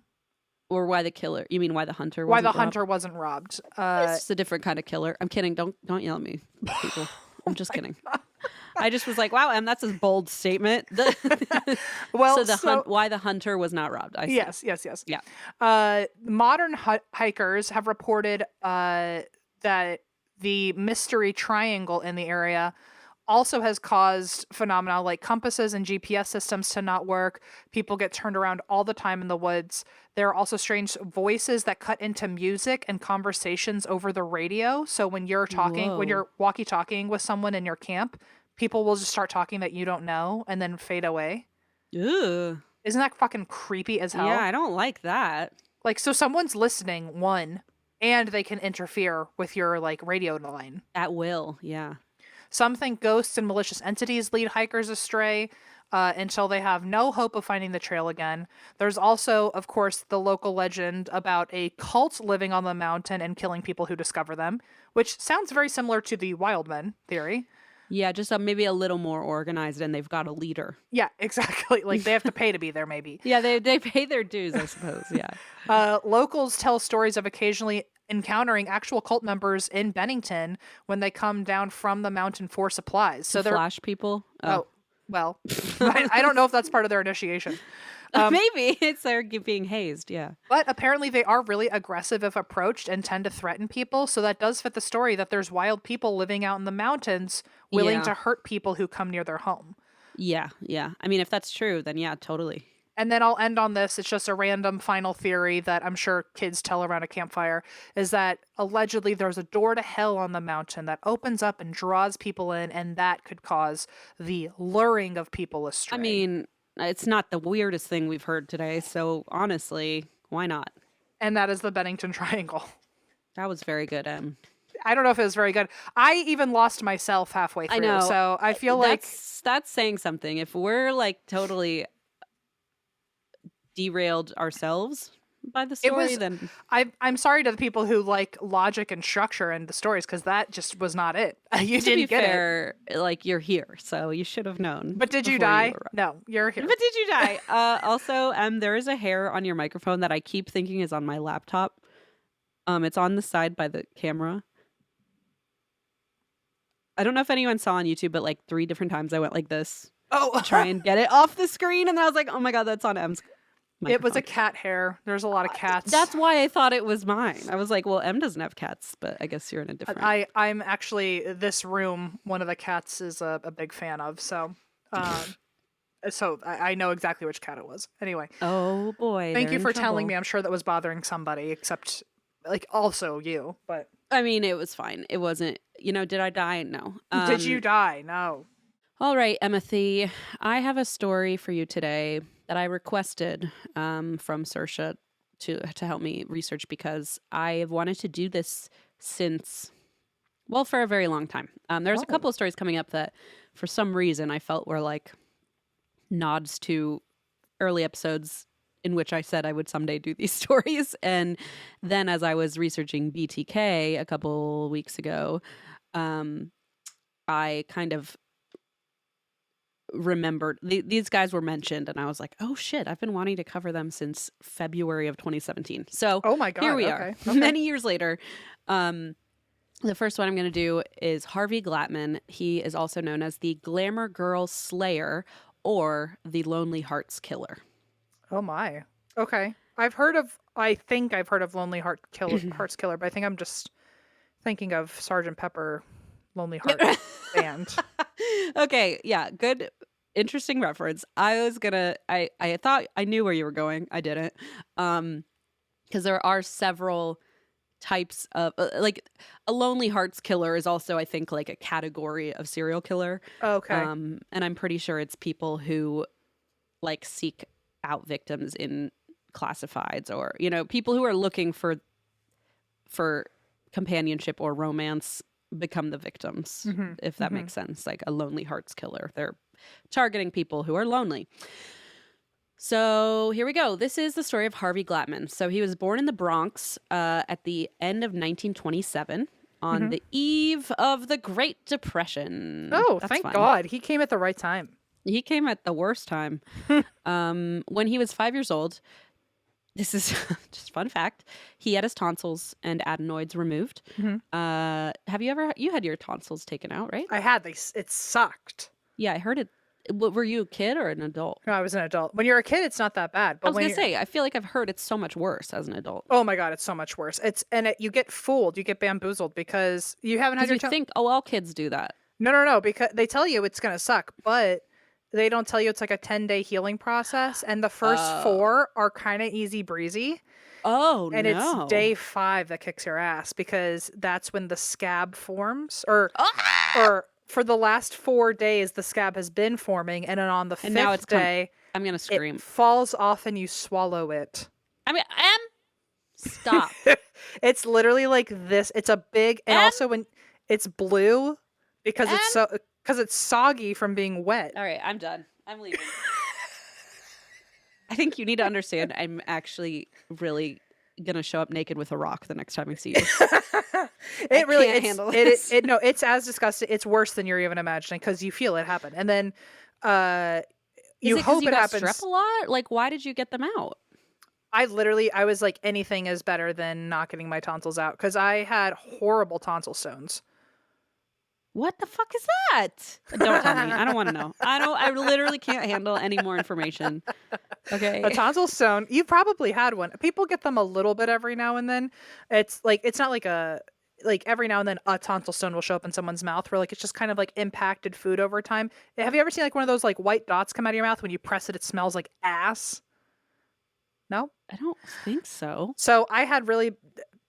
when you have tonsillitis, or at least I don't know if there's multiple versions, what I had though was my tonsils, if you looked in the back of my throat, it looked porous like a sponge, like there was all these holes, and so food kept getting trapped in them, and the only way, this is so foul, but I kind of secretly loved it, the only way to get the food out was literally sticking your finger in the back of your throat and popping it like zits and getting all the tonsil stones out of your throat. What in the literal fuck is going on here? I like pimple popping stuff, so I was like, oh, I want to see it come out of my throat. But that like, doesn't really bother me as much. They were huge. They were huge, and it was like, especially if you ate like bread or potatoes or something that like could easily get stuck in little crevices. The only things I eat, yeah, great. And for days it would just like compact on itself. So then you had like this little ball of like old food, and so when it came out of your throat, it was just old food that was like beginning to like how rot. big is it when you said like, oh, if it came out of your mouth? Like how big? Mine were always like the size of like like a Tic Tac. Like a Tic Tac. That's big. Yeah, they were bad, and they were there was many and often. It was very bad. Big. And because I was always pressing on my throat on the inside, like I'm sure that didn't fucking help. I was irritating it, so I was getting sore throats all the time because I was putting my like dirty fingers into like holes in my throat. Like it was very bad, and so I was like, please get my tonsils out. Please take them out, because otherwise, if I didn't push on it, I could feel like food stuck in my throat, but in the walls of my throat, so I couldn't even swallow and put it down. That's horrifying. So, but it helped, right? Like, oh yeah, I'm totally fine now. I don't get tonsil stones anymore. Oh, thank God. But I remember like, because I can't witness it and survive to tell the tale. I just know I can't. It was crazy. In college, it was like a sick little like thing I would do is like look in the mirror and just like pop all my like. Oh, I thought you were gonna say it's like a party trick, and I was like, no. Once again, why don't you drink beer like a normal fucking person? Okay. I know it's disgusting. But I'm also one of those people who likes all the like gross like. No, that doesn't really bother me. It's a scab that really makes me want to. A few doctors don't even really tell you about that part because they know it's disgusting, and you just don't even want to know. Like, how do you even say it with a straight face? I'd be like. A scab the size of your entire throat is going to fall off in your mouth. Yeah. It's like the thought of that makes me really want to vomit. Well, so the reason day 5 sucks is when the scab falls off, now your throat is raw all over again. And so all of a sudden it feels like horrible, horrible, horrible strep throat. Like probably the worst sore throat you ever because your had. entire throat is open and exposed and trying to heal. So I remember like day 1 through 4, I was like eating like normal. I was talking like normal. I was like, oh, this is like such a breeze. They were saying it's going to be such a pain in the ass. And then one morning I woke up and I knew the scab had fallen off because like it really felt like someone had stabbed me in the throat a million times. I just felt somebody out there go, motherfucker, because they probably have this coming up. I know there's this, statistically, someone listening to this has this procedure coming up. I truly like. I feel guess like it's good you're warning them. I think I just heard someone throw up, actually. So yeah, it was me. Okay, because you're making me ill. I will say it was the best decision I ever made. Like in hindsight, it was totally worth it. I mean, like, I got lasers in my eyes, and like that literally didn't feel like anything. And so to me, this is just Wild.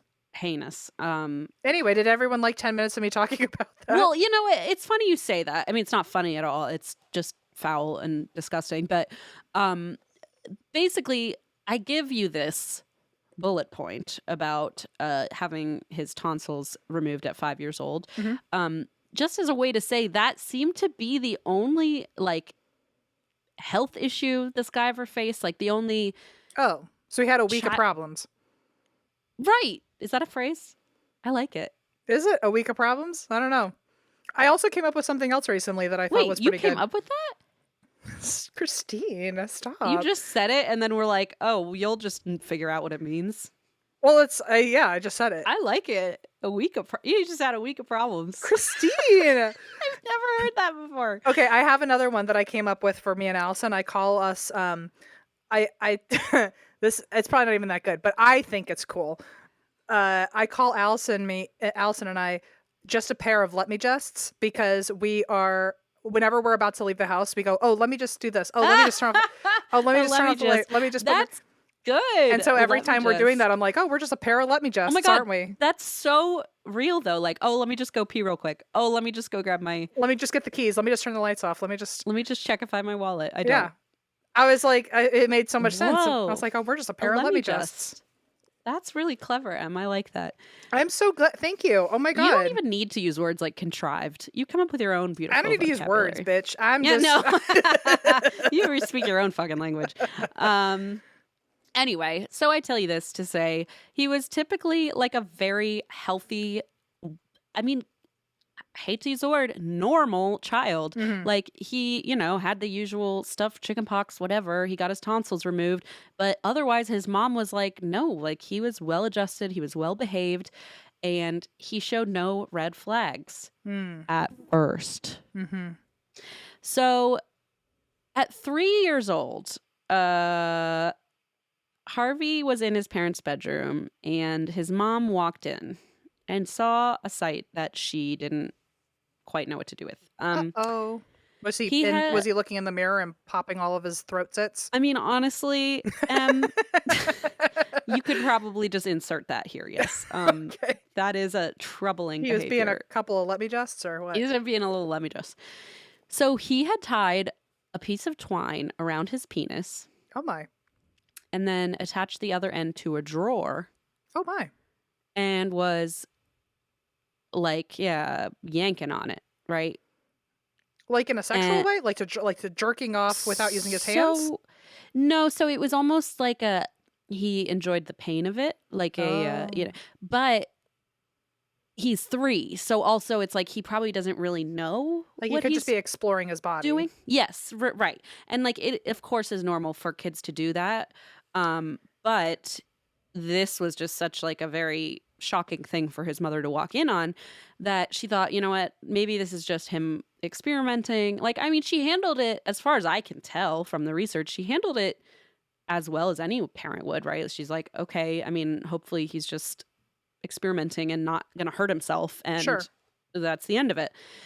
Unfortunately, that was not the end of it. So when he was around 11 years old, this was in 1938, his parents left him alone for the day. And when they came home, they saw that his neck was completely raw and bruised and burned. Oh my God.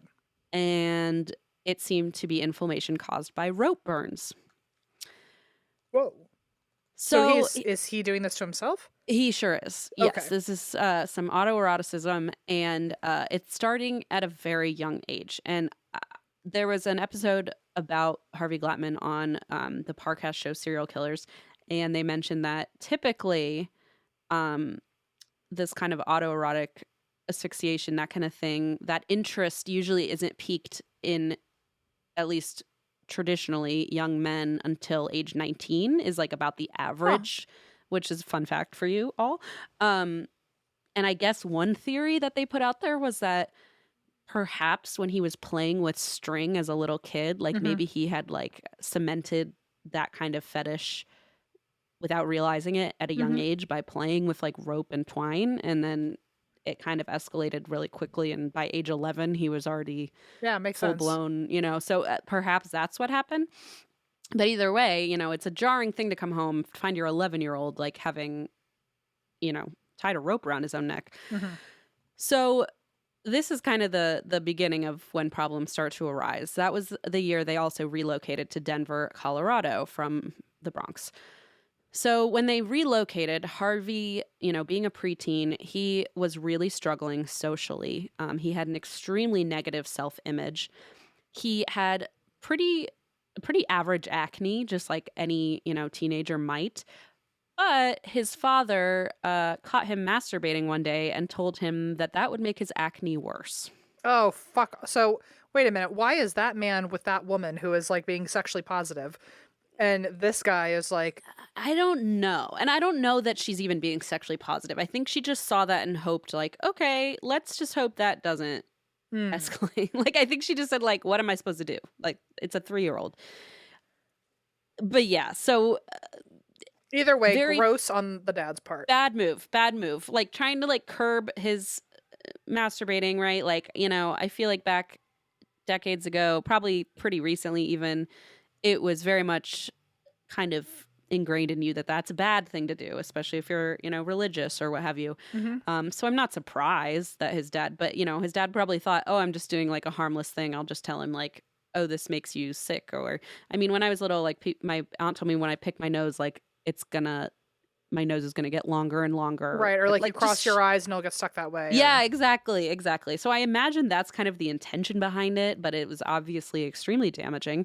And so now, on top of these urges he had, he felt responsible and ashamed about creating his own like acne, his own self-image problems.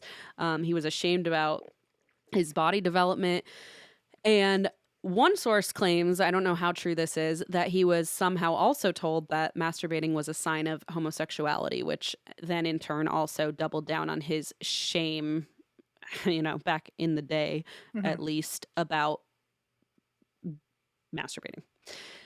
Despite this, he couldn't really help himself, and he continued to secretly indulge in masochistic behaviors, which, of course, not necessarily abnormal or wrong, but physically dangerous nonetheless. I mean, you know, there are adults whose lives are accidentally taken by autoerotic asphyxiation, and let alone an 11-year-old, right? Like, that's, you don't really know the safety technique behind. I mean, it's just a dangerous thing to do. Yeah, totally. So what he would do is he would typically tie a rope around his own neck, and then he would loop it over an elevated pipe in the bathtub or a ceiling rafter in the attic, and then he would pull on the rope to choke himself for pleasure. Okay, but talk about upper arm strength. Well, yeah, it's like that seems... Yeah, it's... If one thing came from it, you got upper arm strength, I guess. Good for you. Yeah, it's just I imagine it's a scary thing for your parents who, especially in what are we, the 30s, like to discover you doing. It's also, I feel like I don't know what the right thing would be, but part of me wants to be like, let's educate ourselves on how to do this without hurting ourselves or something. Like, but in the 1930s, there was certainly no source material on that. And that's why I like kind of give the parents a little bit of a break, because like, what the hell are they supposed to do? Yeah. Like, you know, they were taught something even more outdated and backwards. So like, they're just trying to reroute him, and like, what, you know, they don't know. And so even psychologists didn't know. Right. So I imagine it was a really tough position to be in. And his parents were noticing that he was getting these injuries around his neck. And one day they walked in on him doing this and were like, no, like, that's enough. We're taking you to the doctor, because they're like, something must be wrong. So the mom takes him to the family doctor, who of course, is zero help and says, and you got to give him, I guess, some slack too. What do they teach him in medical school about an 11-year-old, Right, having, right. it's like, I don't know where to even pinpoint the biggest problems here. They're kind of all over the place. But the doctor said, oh, it's probably just a phase and he'll grow out of it. And so they Okay. thought, okay, well, let's I hope that's guess. what happens. So she was concerned, of course, but the doctor just gave her some pills to give him, which we don't even know what pills they were.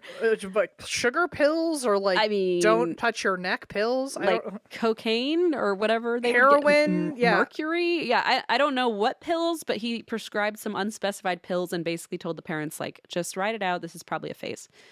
So Harvey is described as being kind of a scrawny guy with buck teeth and big ears, and he was extremely self-conscious about his own looks.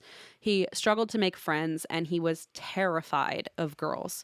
His mom even said he would cross the street to avoid walking past girls on the sidewalk. Oh, wow. And, instead of maybe a more healthy coping mechanism, Harvey began channeling his inner turmoil into very intense anger and resentment toward women.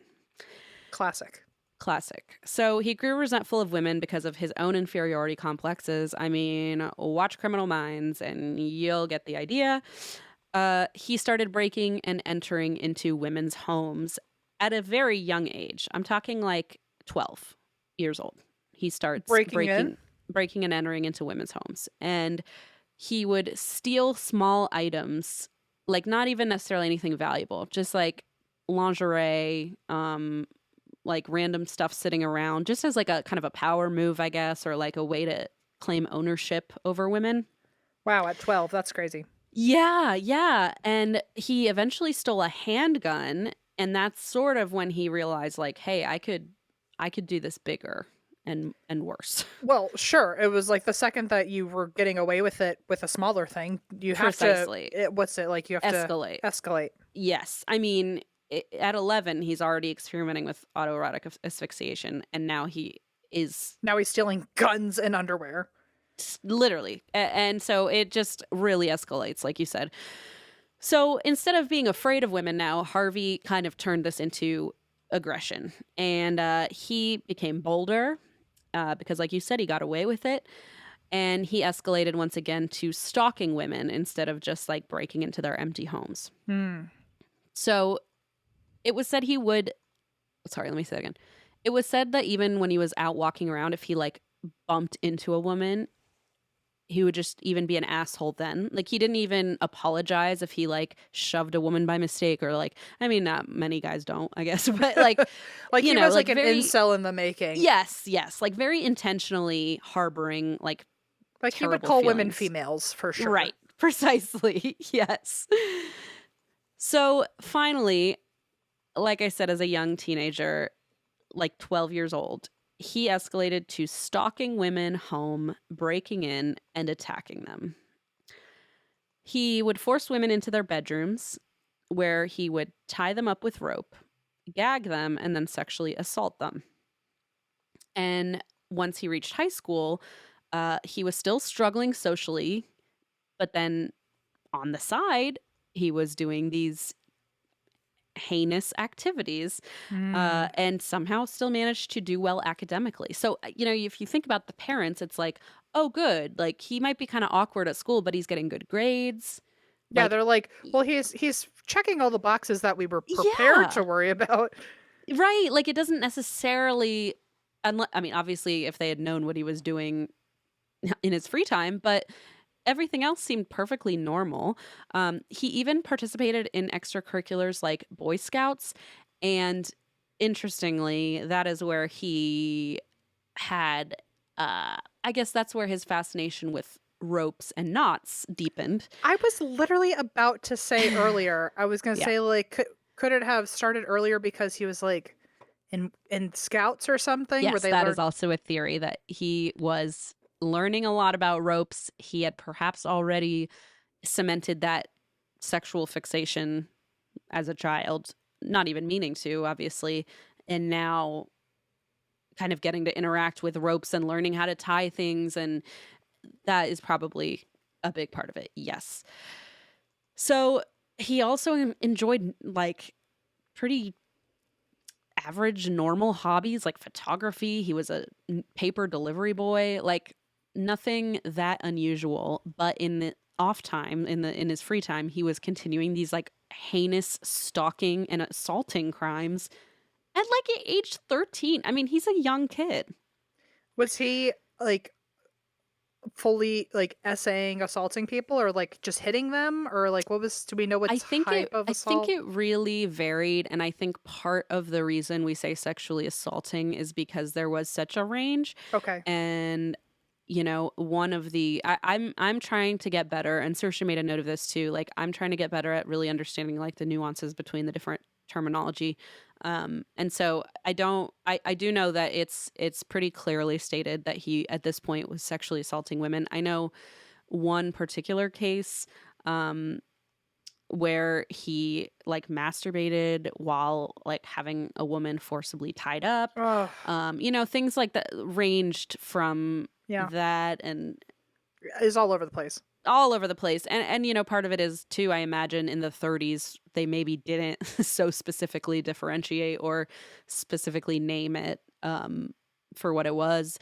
So we don't have all the details maybe to make it clear which level it was, but Sure. at this point we do know at the very least he's sexually assaulting women repeatedly. um and at another point during this sort of ongoing hobby of his, he stole another gun. And that's when he began targeting women in the street at night. And he would force them to take their clothes off at gunpoint just to humiliate them. Jeez. Yeah. And he would mug them at the same time. So he was taking money and then humiliating women. And this was kind of his MO.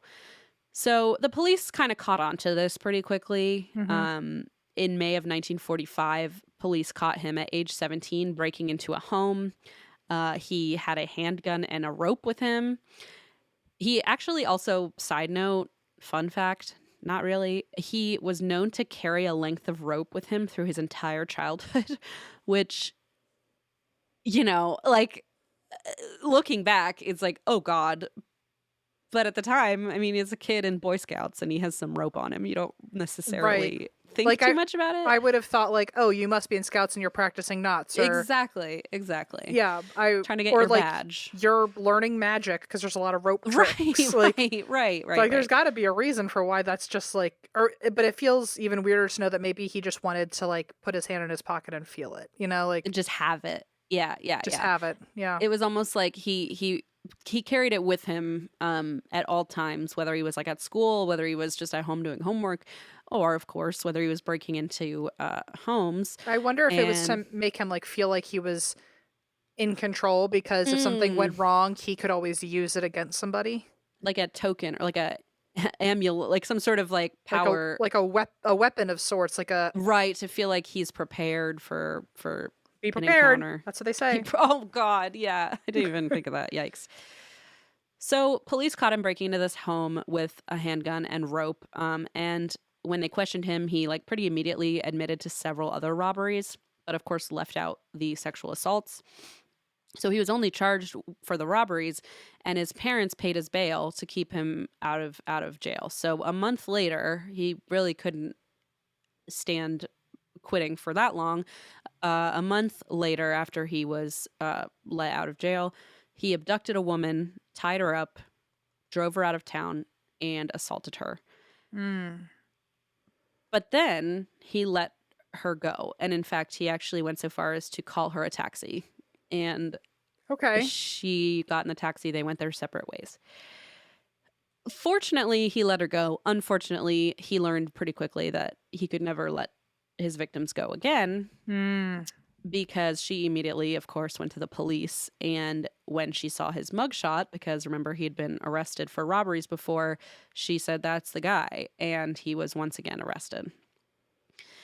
And despite this and the multiple arrests, Harvey graduated high school with good grades and was a model student. Imagine being like a teacher and like knowing his record and being like, what is going on with this guy when he leaves my English class? Like, Yeah, where's he going? it's reminding me of when BTK would, stalk his teacher outside her bedroom at night, also with a rope. But like nobody knew that, right? Like in this case, they know he's doing these things. Like they know he was arrested for sexual assault. They know he was arrested for burglary, robbery, and he's still in school. So it's That's so wild because in today's bizarre. world, I feel like that wouldn't I happen, hope or not. maybe it would. I don't know. I just hope not. Yeah. But of course, he's still struggling with other aspects of his life. And now that his predatory nature was exposed, he began seeing a psychiatrist who assigned him what we now know is an outdated diagnosis of split personality. Okay. Because once again, this is the 40s. We don't really know what that would have translated to in today's world. We can't, assess him from here. But apparently Harvey was deeply resentful of his peers and believed that nobody liked him and everybody had it out for him. And his resentment just grew and grew and grew. And eventually he was sentenced to up to a year in prison for his crimes. And when he was in prison this time, another physician examined him and disagreed with the split personality diagnosis and said, I actually don't think this guy's suffering any mental illness at all, and he knows right from wrong. So, big 180. Okay. And once again, we do not know.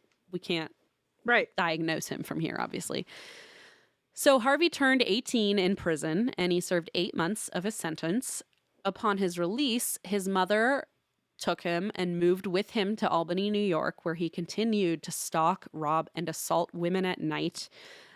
He had a real gun that he had stolen, and he also had fake handguns that he would use.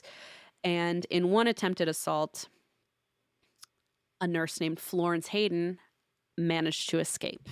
And that is how we have some of this information. So, okay.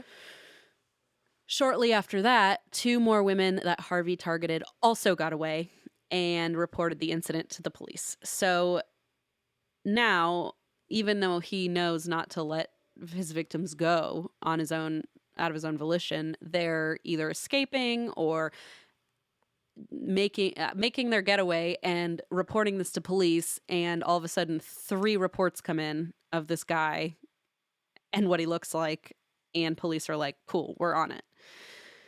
So they arrested him, obviously. Again, How many arrests is this now? Like 3 or 4? This is the 3rd, but he's God. now in Albany. So he was arrested twice in Denver, sentenced to prison, and then so maybe it's a 4th. It's hard to say. I'm not sure if it's the. This is the 3rd. It's the 3rd. Does he ever say? Is there ever an interview where he's saying like, I know what I was doing was wrong? Because like part of me feels like he still has some sort of like empathy for or sympathy for these people, and like because he's like he was calling the only reason he stopped calling cops or calling cabs is because he didn't want to be busted and arrested again. Like I'm not trying to say he's like a good person. I feel like there's like still like a weird naivete or like a kindness or like a young innocence. You're on to something, because with one of his victims, he, after sexually assaulting her, had her lay in bed with him and cuddle and watch comedy movies. And he just thought this was like an intimate moment they were sharing. So oh my God. There was definitely some wires crossed, or at least a complete like refusal to acknowledge what he was doing was fucked up. I don't know. And I do know that what they've said about him is that he did not want to kill people. That wasn't really part of, his thing. Yeah. He wanted to sexually assault them, and then he learned the hard way, quote unquote, that he couldn't let them live or they would. Which is he wild. was sort of like, well, I guess I had to kill them. There was no other choice. That's wild that his options were just stop sexually assaulting or fine, you can sexually assault, but you also have to kill them. And he was like, I guess killing is the only option for me. I know. What? And what's so wild is that BTK was sort of the reverse. Remember, he said, "Oh, I would never rape someone." Right. But he murdered children, right? Yeah. So it's like, wow, you guys have a twisted sense of fucking morality or whatever you want to call it. It's why I kind of, this is like so sick, but like imagine like a conversation between the two of them would be, because they would have to I like know. agree to disagree on They incredibly probably fucked up think things. the other one is a monster. Yeah, right? Like, right? why would you get off on murdering a child? Well, why would you rape someone and then just murder them out of convenience? Like, I mean, I don't know. It's just totally wackadoo. But because these three people managed to escape, he was arrested pretty quickly in Albany, and he pleaded guilty to sexual assault and was sentenced to 5 to 10 years this time, and was transferred to a maximum security prison in New York. He wasn't even like on the run after these things. He would just go home to the address that the police already had on file for him. Correct. Oh God! Wow. Okay. Yeah, I mean, this time I feel like he's not moved. thinking it through that like this is bad. I feel like he I keeps. mean, he's literally like 18. So it's like, Oh, yeah. what do they say? Like, your fucking frontal lobe isn't even formed yet. Like, it's a teenager, which already the decision making you have to question. And then on top of it, all this illegal and horrible assault and shit. It's like, well, this is just a recipe for disaster. So in prison, Harvey was once again evaluated by mental health professionals, and this time he was diagnosed with antisocial traits, psychopathic personality, sexually perverted impulses, which, again, the 40s, sexually perverted meant a totally different thing, you know, especially when it comes to like medical terminology. I'm pretty sure for a long time being gay was a perversion, right? Like in the books. So just one book. just one book. Actually, I think a lot of books. A lot of books. So yeah, it's like we just don't know. Like 3 different doctors have already diagnosed him with multiple different things and have all contradicted one another. We don't fucking know what the deal is. But either way, Harvey was a habitual offender against women, and that much we do know. In prison, just like he had in high school, interestingly, he followed all the rules and he excelled, and the prison guards loved him because he just did what they said, and he was a grade A prisoner. And so when he was 21 years old, he was paroled. So I feel like behavior. I feel like was he? Yeah, I feel like if there aren't women around, of course he's going to have good behavior because Right. the people he wants to hurt aren't around. I mean, and also I'm sure there's something there about like the male gaze of like having men think you're great and wanting to kiss up to them, or like feeling like you're like they are scarier and stronger and more dominant, and so you yield faster, or I don't know, like. And it seems like he was always able to blend in that way. Even when he was socially awkward, he was at least getting A's. He was in extracurriculars. He was in Boy Scouts. Yeah. So like even before he knew like, oh, I want something out of this. I want to get out of prison. Like he always was following the rules and like sticking to societal norms, like within those boundaries. So it's kind of weird. It almost, to me, I can see why back then somebody would have said split personality, because it seems almost like during the day, you know, only around men. guy. He's shockingly not a sexual abuser. Yeah. And what did BTK call it? Like Factor X? Like, it's God. not me. It's like a totally separate thing, you know? Right. And so I'm sure that was probably part of it too. But either way, he was paroled because he was such a good boy in prison. And he was released to the custody of his parents once again. And he moved back to Denver with his mother, back to their family home. So per the conditions of his custody, he also had to get a full-time job and remain in contact with the court system. And he was subject to inspections for 4.5 years by his parole officer. In 1952, which would have been 4 years later, Harvey's father died from complications related to diabetes. And this made it really hard on his mother. She had to kind of suddenly foot all the bills, suddenly make, put food on the table for her and her son, who she was in charge of now. And because Harvey was at the end of his parole conditions, he decided he was ready to move out of his mom's house and kind of get out from under her wing. So he had so far managed to put a pause on stalking and attacking women during this period where he was living with his mother. Okay. He didn't even break and enter during this time. Like, wow. he just bare paused. minimum. Good job, man. I know. Wow. I didn't even rob anybody. Blue fucking ribbon. And we're all so proud of you. We don't know if that was because he knew like his parole officer was watching. We don't know if that was like living with his mom and losing his dad. Like, we don't know why, but who cares? He just stopped doing it, and unfortunately, he started up again in January of 1957. He is now 30 years old, and he decides he finally has this freedom. He finally gets to do what he wants. He's not under the thumb of the court system, and he moves to Los Angeles. So it was in Los Angeles where Harvey ultimately escalated his crimes from just sadism and sexual assault to murder. Like I said, he had done some extracurriculars in high school as a perfectly normal little boy, and he got back into photography in LA, right? And that seems to be like a fitting lifestyle choice if you're moving to LA in the 50s. And if you have some like adjacent voyeurism abilities, like yes, exactly. And so it was like the perfect cover, hobby. like the perfect hobby, quote unquote, to take up for him.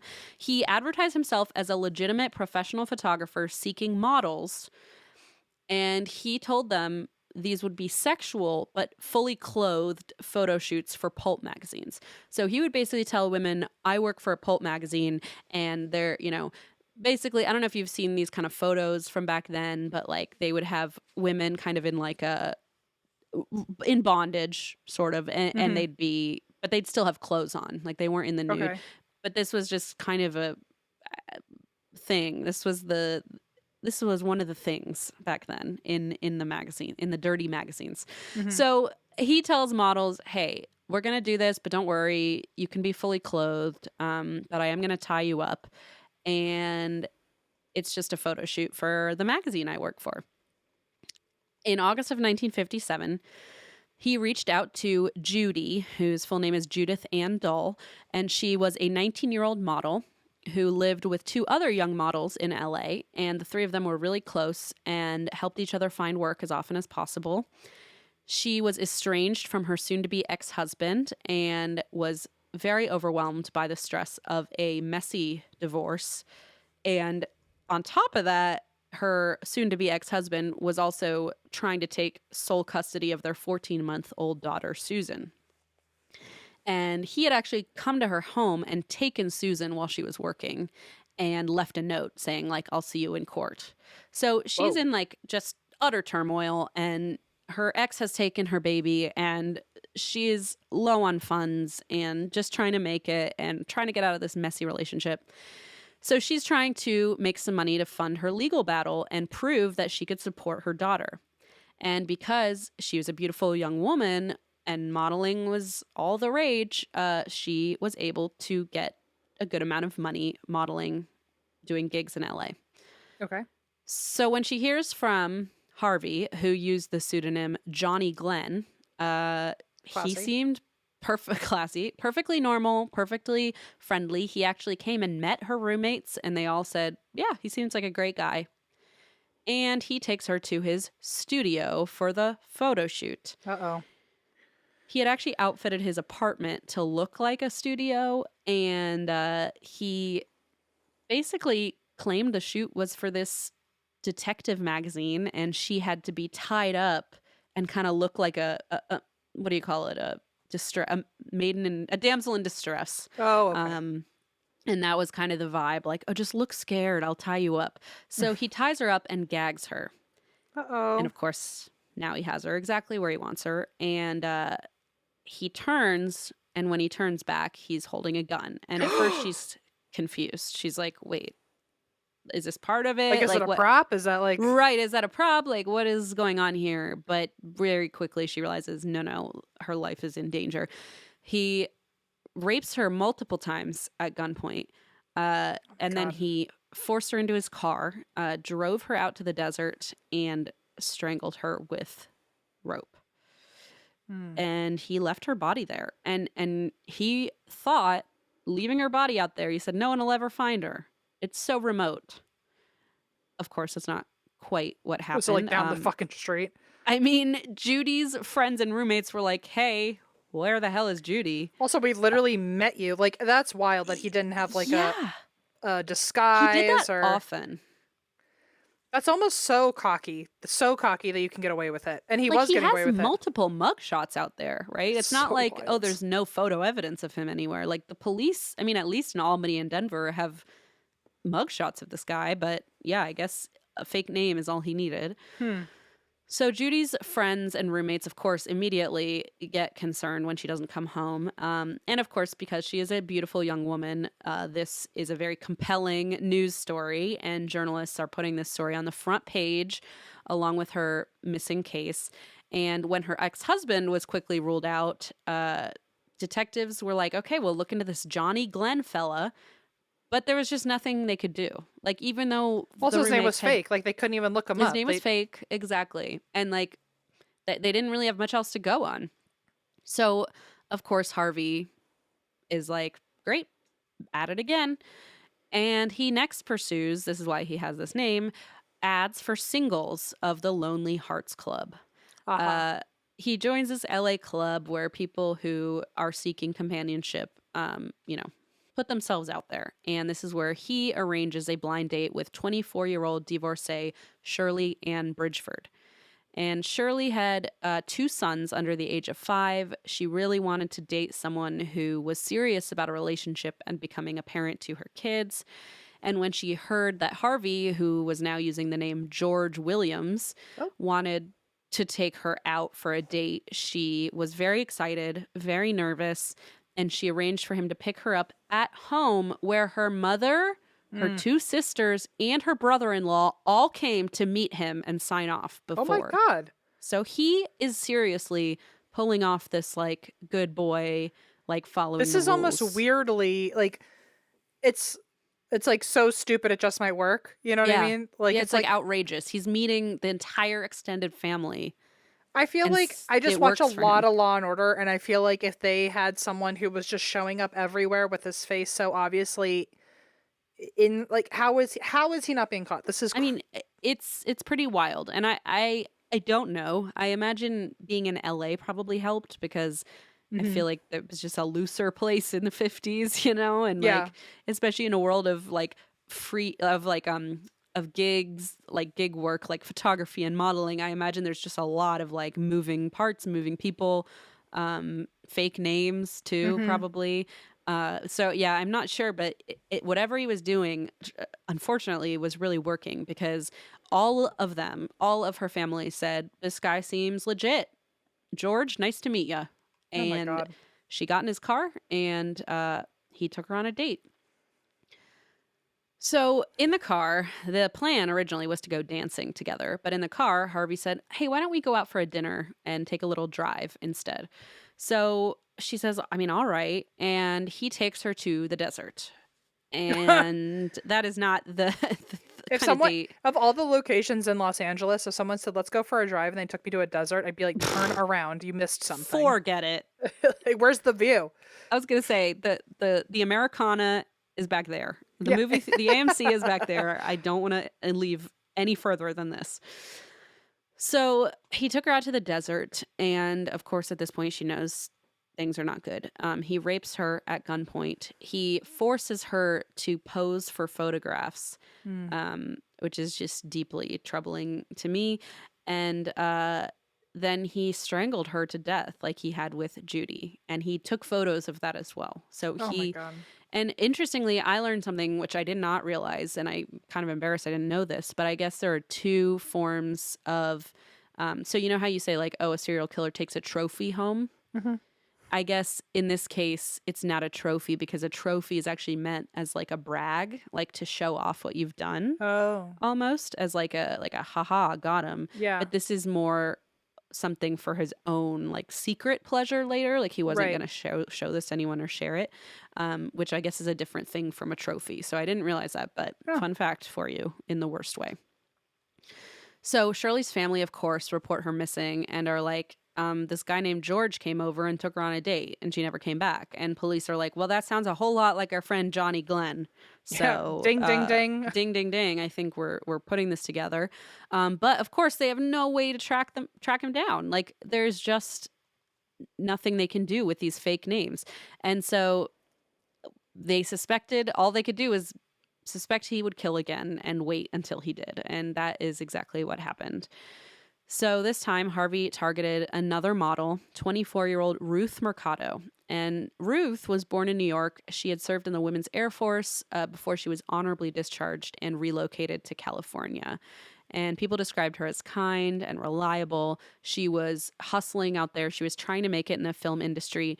But as a Mexican woman, she had dark hair, dark complexion. And at the time, it's probably still, definitely still, the industry is prioritizing light-skinned blonde women. And so at the time, she was not considered an all-American girl in the traditional sense that you might see as, in a modeling gig. Oh, yeah. So she was struggling. She was trying to make it as an actress and, uphill battle. And so to support herself, she modeled on the side, and she found pretty good success in the modeling world. And when she heard from Harvey, under an assumed name again, I don't know what name this time. I can only imagine it's Bob Smith or something equally stupid. He entered her house under the pretense of a photo shoot. And like Judy and Shirley, Harvey raped her, forced Ruth into his car at gunpoint, photographed her in the desert, and then strangled her. So he has found himself like a pretty solid MO at this point. Yes. It's like it's all kind of condensed into these steps now. With the desert, the drive, the car, everything. So Harvey, this is disturbing and maybe goes to what you were saying about like what is going on in his head. He later said he really liked Shirley and he tried to talk himself out of murdering her, but he just couldn't manage. Oh my God. Like, couldn't manage. They couldn't manage to talk himself out of it. Couldn't out logic himself, or like he had the urge, or like. Ugh. I think it meant, that's true. It's not totally clear. I'm pretty sure it was more like, well, I just couldn't think of another way. I couldn't convince myself of any other way to like spare her life. I just knew I had to do it. Is at least the. I don't understand how an option is to just like not do this to people. I don't understand how like. I know. They've decided like, well, I'm backed in a corner. It's like, you're literally not. It's like you walked into that corner, you idiot. But you created the corner. It's this like compulsion, like this like, ooh, I don't know. It's something hopefully we'll never have to understand, Yeah. So some time went by before Ruth's landlord noticed her mail was piling up, and when he let himself into her apartment, he found her dog and bird nearly dead from neglect. Thankfully, they survived, but of course, that's horrifying. Ruth became another missing persons case with absolutely no leads because this time there wasn't like the whole family to meet George before. So like there was a line of people that like showed up to shake his hand. Right, and even then they didn't have a lead. But so now, they definitely don't have another lead. And so all detectives can do is note how similar this case is to Judy's. But they still have nothing, They're sure at this point Judy and Shirley are dead. They assume Ruth must also be dead. And of course, because this is what they do, he kept on going. 28-year-old Lorraine Vigil had just signed on with a modeling agency in LA. And apparently she decided this is a kind of weird intersection of his like serial killer names or MO, because she was very lonely and decided to start modeling as a way to like meet people. Okay. And so when Diane, who worked at the modeling agency, reached out, she said, okay, just a heads up, there's this guy out there using fake names and murdering women. Wow. Yeah. Okay. And she said, Lorraine, just be alert. This is a scary industry. Trust your gut. Don't get abducted by this crazy man. So, of course, she gets a call from Harvey. Oh, I'm sorry. Frank is now his name. Oh, okay. My mistake. So Frank arrives to pick Lorraine up, and she says, can you show me an ID? Good for her. To confirm your identity. I know. But of course, Harvey, being ever so cunning, makes up excuses about why he doesn't have one with him. And Lorraine gives in to her sort of like polite side, or her, I need money side, or what have you, and went against her gut judgment and left with him, got in his car. So they were supposed to go, interestingly, to Diane's the woman who called from the modeling agency, at her studio to do a shoot. But pretty quickly, Lorraine realized something was wrong because Harvey, aka Frank, tells her there's a change of plans. We have to go to my studio instead. So now she's thinking, oh God, I already had a bad feeling about this. Yeah. And now he's saying we're going to his house or his studio. So she said she noticed that things were really wrong when he began speeding down the highway, like really fast. And she thought, shit, like this guy has bad intentions. And he wasn't answering any of her questions. Oh, that's oh my terrifying. God. I can't even imagine. Terrifying. Just sitting next to someone who's just like speeding the car away from any safety. Who can tell that you're freaking out and isn't like reassuring you. Yes, exactly. It's just, ooh. So at this point, she's even considering like, can I jump out of the car? Yeah. When he slows down at a red light, get out. Yeah. Yeah. Is there any way for me to get out of this? But before she could, figure that out, Harvey abruptly pulled off the road, claiming he had a flat tire.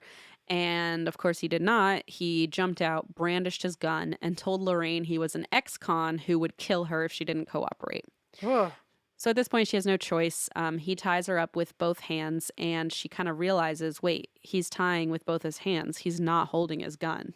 Good girl. I know. So she turns to try to take it from him, and he goes to grab it. They begin struggling for the gun. Harvey's cussing at Lorraine. She's sobbing, of course, and the gun goes off. And it shoots her in the thigh. Oh. Fortunately, just a graze. Just a graze. But, thankfully... No femoral artery shit. Right. Nothing lethal. So it grazed her thigh. And this part also goes into the psychology, like, what the fuck is going on with this guy? He was somehow horrified that she had been shot. And he exclaimed, I shot you. Yes, dumbass. What the fuck is going on? So at this point, Lorraine... bamboozled. He's so fucking bamboozled. Bamboozling. When you said earlier, like, hey, what's his thing? I'm like, don't ask me that. That really does feel, again, like an 18-year-old who doesn't really want to do this part, but, like, feels like he has He's like, to. No. He's like, what? I got you with a gun that I was holding against you? I didn't mean to hurt your leg. Like, okay, I was just going to strangle you to death. I mean, if I were with somebody and they act that surprised that they shot me, I would take that as permission of like, oh, this guy doesn't want to shoot me. Now I'm going to kick his ass. Like, yeah. So basically, she did take that moment. She was like, okay, this is my fucking moment. And she bolts. Good for She's her. Been shot in the leg, remember? Okay. But I love women. Bolts. I know. And it's like so horrifying that the world is this way and continues in a lot of ways to be like this. But oh my gosh. I mean, so she fucking runs for it. And Harvey chases after her and actually, like out of a horror movie, like tackles her to the ground. Oh my God. And now they're wrestling again. And Lorraine manages to pull the gun from him. And just right as this is happening, a highway patrolman happens to be driving past. Thank God. I know. It's like the thing you always wish would happen in a movie like this, but never does. Well, it does happen in a movie, and then you find out that he's the accomplice. Oh, right. True. Like... Yeah. Yikes. Okay. Thankfully, that's not like this at all. So the highway patrolman is driving down the road, sees them struggling, and pulls over to intervene. So Lorraine is able to break free, thankfully, run to the officer, and she tells him, Harvey was trying to kill me, hands this officer Harvey's gun, because remember, she has gotten her hands on it. And so he's fucking screwed. He is arrested immediately. There's nowhere for him to go. She has his gun. Now the police officer has his gun. And pretty quickly he surrenders. And he tells the patrolman when he asks that he wasn't sure, and this, again, bamboozling, he wasn't sure whether he planned to rape Lorraine, but he might have.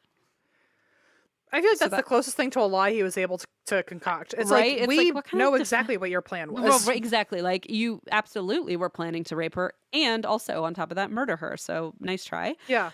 But, of course, Lorraine, well-deserved, became like this sensational story of heroism. And she tells reporters that she knew something was off about Harvey, but she kept reassuring herself that, no, she was probably overreacting. So... that's when you get gift of fear, Gavin DeBecker. The whole I was waiting for it. I know. See something, say something. Had to be said, but Man, that gut, that instinct, that reptilian brain, that lizard brain of yours is pretty powerful. So, listen up. So she later said, I did not become alarmed until we entered the Santa Ana freeway and he began driving at a tremendous speed. He wouldn't answer my questions or even look at me. Ugh, Which, so chilling. ooh, I got goose cam just saying it again. And of course, that's when she began considering jumping out of the car, didn't get the chance to, and then made her brave escape. So in custody, Harvey tried to convince authorities that his attack on Lorraine was just totally impulsive and it was not premeditated whatsoever. But as he went over how and why he decided to attack her, it became pretty fucking obvious that he was very experienced, unfortunately, in abductions and assaults. And they were like, okay, this is not a one-time thing with this guy. Not your first rodeo. Not his first rodeo. So they hook him up to a polygraph and ask him about Ruth. And like a fucking child, immediately he comes clean and panics and is like, yeah, you're right, I did it. And all of it feels childish. I mean, even when he shot her and he's like, oh no, like, and it's like, or it feels so childish. Or like when the cop showed up and all of a sudden he like didn't even know how to lie. He was like, I mean, I might have like. So the second they're like, it's a lie detector, he's like, oh no, I mean, he still has like a child's brain. Like, yeah, that's what it feels like. And he's in his 30s at this point. So he panics, he comes clean, and he actually thought the police had already searched his house and discovered the metal toolbox where he kept the photos of his previous victims. But so he just said it? In fact, they said, I'm sorry, you're what? And then he was like, I don't know again. Basically, yeah. And they said, okay, well, I guess we'll go find it. So they did. So he thought, oh, I'm foiled. They've caught me. And he told them everything. He said, I killed Ruth and I killed Shirley and Judy. And they were you already knew that. And they're like, exactly. No. But you already saw the toolbox in my basement. It's like, wait, what? Yeah. So, of course, nobody had discovered this yet, but now they knew what to look for. And they did quickly uncover his photographs along with his items that he had stolen, like underwear and other things that I in the past would have said were trophies, but I guess are now like, I don't know, mementos. Yeah. And so he didn't seem like, to answer your earlier question, remorseful about the crimes. He basically said the same thing I've said over and over, that he didn't. He thought he regretted killing the women, right? He's like, oh, I wish I didn't have to do that.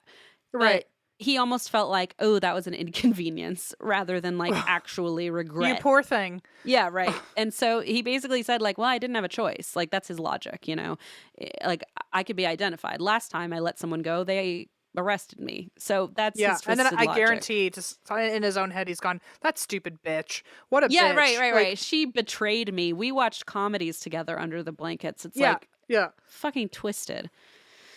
So the only person he truly seemed to regret hurting was his mother, who, just try as she might, had really tried to push him in the right direction, but was now devastated to learn of Harvey's crimes.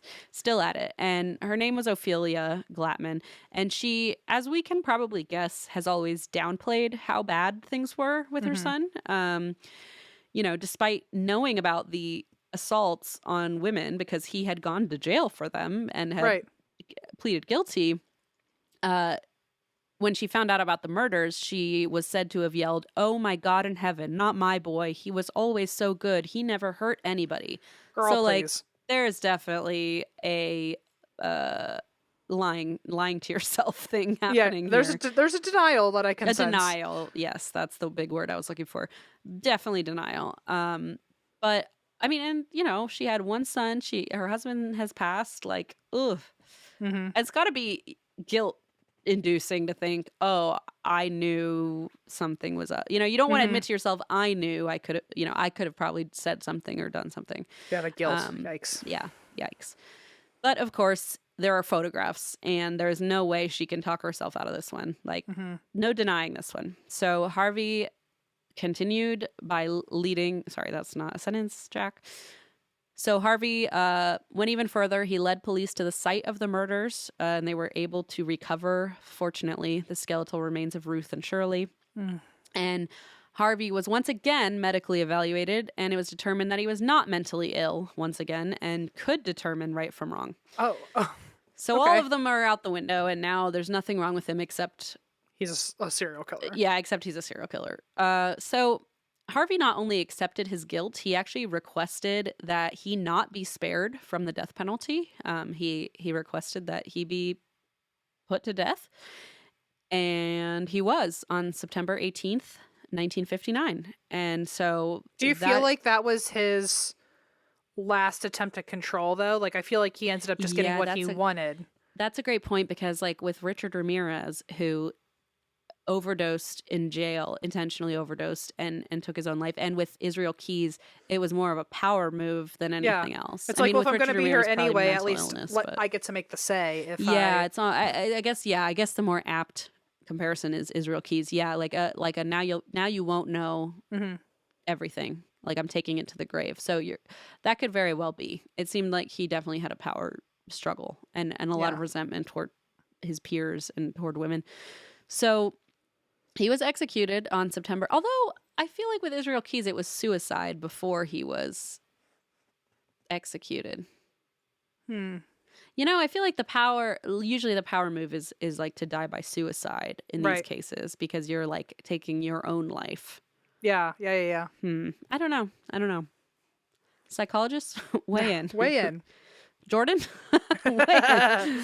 Oh, gosh. Okay, so he, like I said, was ultimately executed in 1959. Now we fast forward to 2008, okay? This is nearly 50 years later. Colorado investigators announced they suspected Harvey in an unsolved murder of a Jane Doe, whose identity they suspected was a young missing woman named Catherine E. Farrand Dyer. And when they looked into this and they announced they thought he was the suspect they were looking at, Catherine was like, hi, I'm here. I'm alive and well and in my 80s and living in Australia.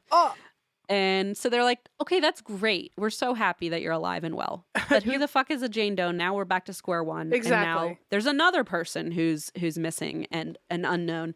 And so, you know, they had to start over. Not start over, but they had to really go deeper. They had to go deeper. Yeah. Go deeper. And the remains themselves had been discovered in 1954, having been abandoned and stripped of her clothes, and it matched, you know, the MO and the timeline of when Harvey was running around. And this is when he would have been living in Denver, so it matches the area as well. Investigators actually believe that she might have, in fact, been his first ever victim. Okay. So eventually, the Jane Doe was fortunately identified. There was this woman named Michelle Fowler who was determined to track down her missing great aunt, and she had never met her. Her name was Dorothy Gay Howard, and she had vanished when she was 18 years old. And so, you know, fast forward to 2008, Michelle Fowler is like, I would like to figure out what happened to this missing person in my family tree. And so she began cold calling women with her aunt's name in the phone book, but like time and time again, it was not her aunt. So eventually she came across this story about Jane Doe, and she reached out to a local historian named Sylvia Pettum, who said, why don't we do a DNA test? Fucking DNA for the win. Yet again. Love it. So Sylvia, the local historian, had previously raised money to actually exhume this Jane Doe's remains, and that's how Michelle like stumbled upon this whole story. And so she had already taken the DNA test of the Jane Doe, and so now Michelle was able to take a DNA test. And, you know, at first they were hesitant about it because Michelle wasn't, but her family was, because they actually all believed that Dorothy was alive somewhere. Okay. And they had sort of just hoped that, like, she had left kind of maybe a toxic family relationship or they still had the hope.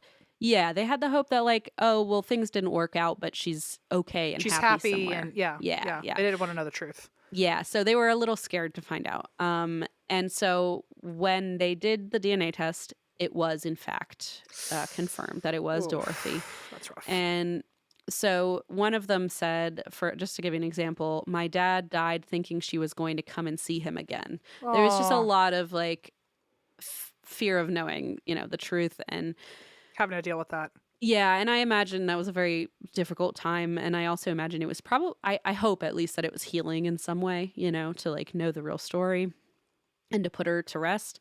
But it must be shocking to learn she died at 18 years old. And you've thought maybe she was alive this whole time. So that must have been very jarring. But authorities remain convinced that Harvey was likely Dorothy's killer. But the lack of evidence, especially now that so much time has passed, makes it nearly impossible to really determine whether he was the one who did it. But, circumstantially, the pieces absolutely add up. And I wonder, I mean, I'm sure they've looked into this, but like that toolbox of photos, I'm like, maybe he just hadn't started the photos yet.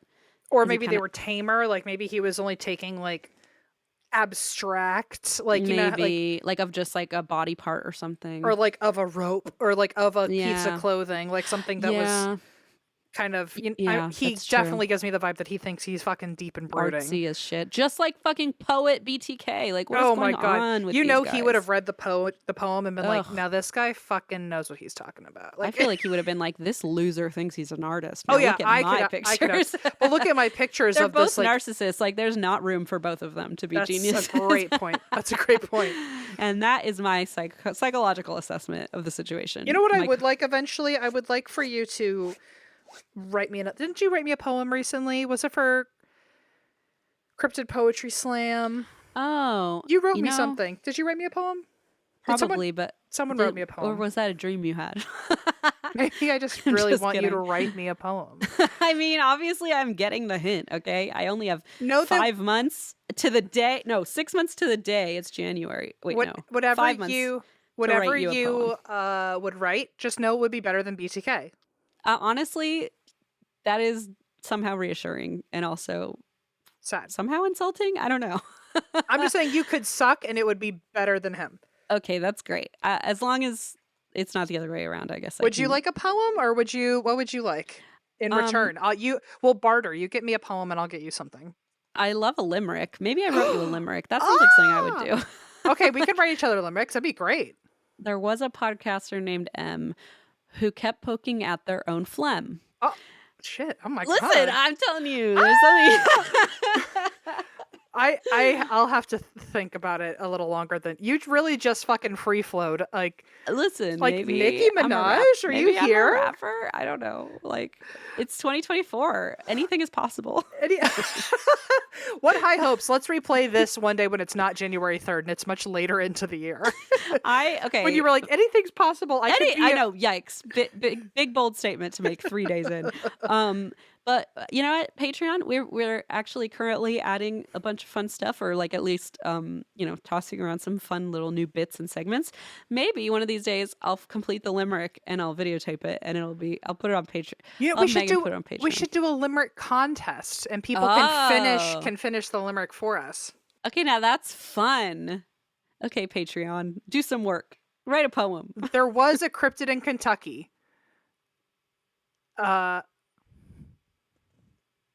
Her name was Christine, and she was lucky. Okay. Something about losing your wallet. But then finding it, that's the lucky part. So yeah. No, wait. Okay. There's a cryptid in Kentucky who was always very unlucky. Yeah. Something. She can never find her wallet. Good one. Okay. Unlucky. She waltzed in a store and went right out the door, forgetting what was it supposed to it has to rhyme with Kentucky and lucky. Oh. Doesn't it? Forgetting her identity. What the fucky? Okay. Sure.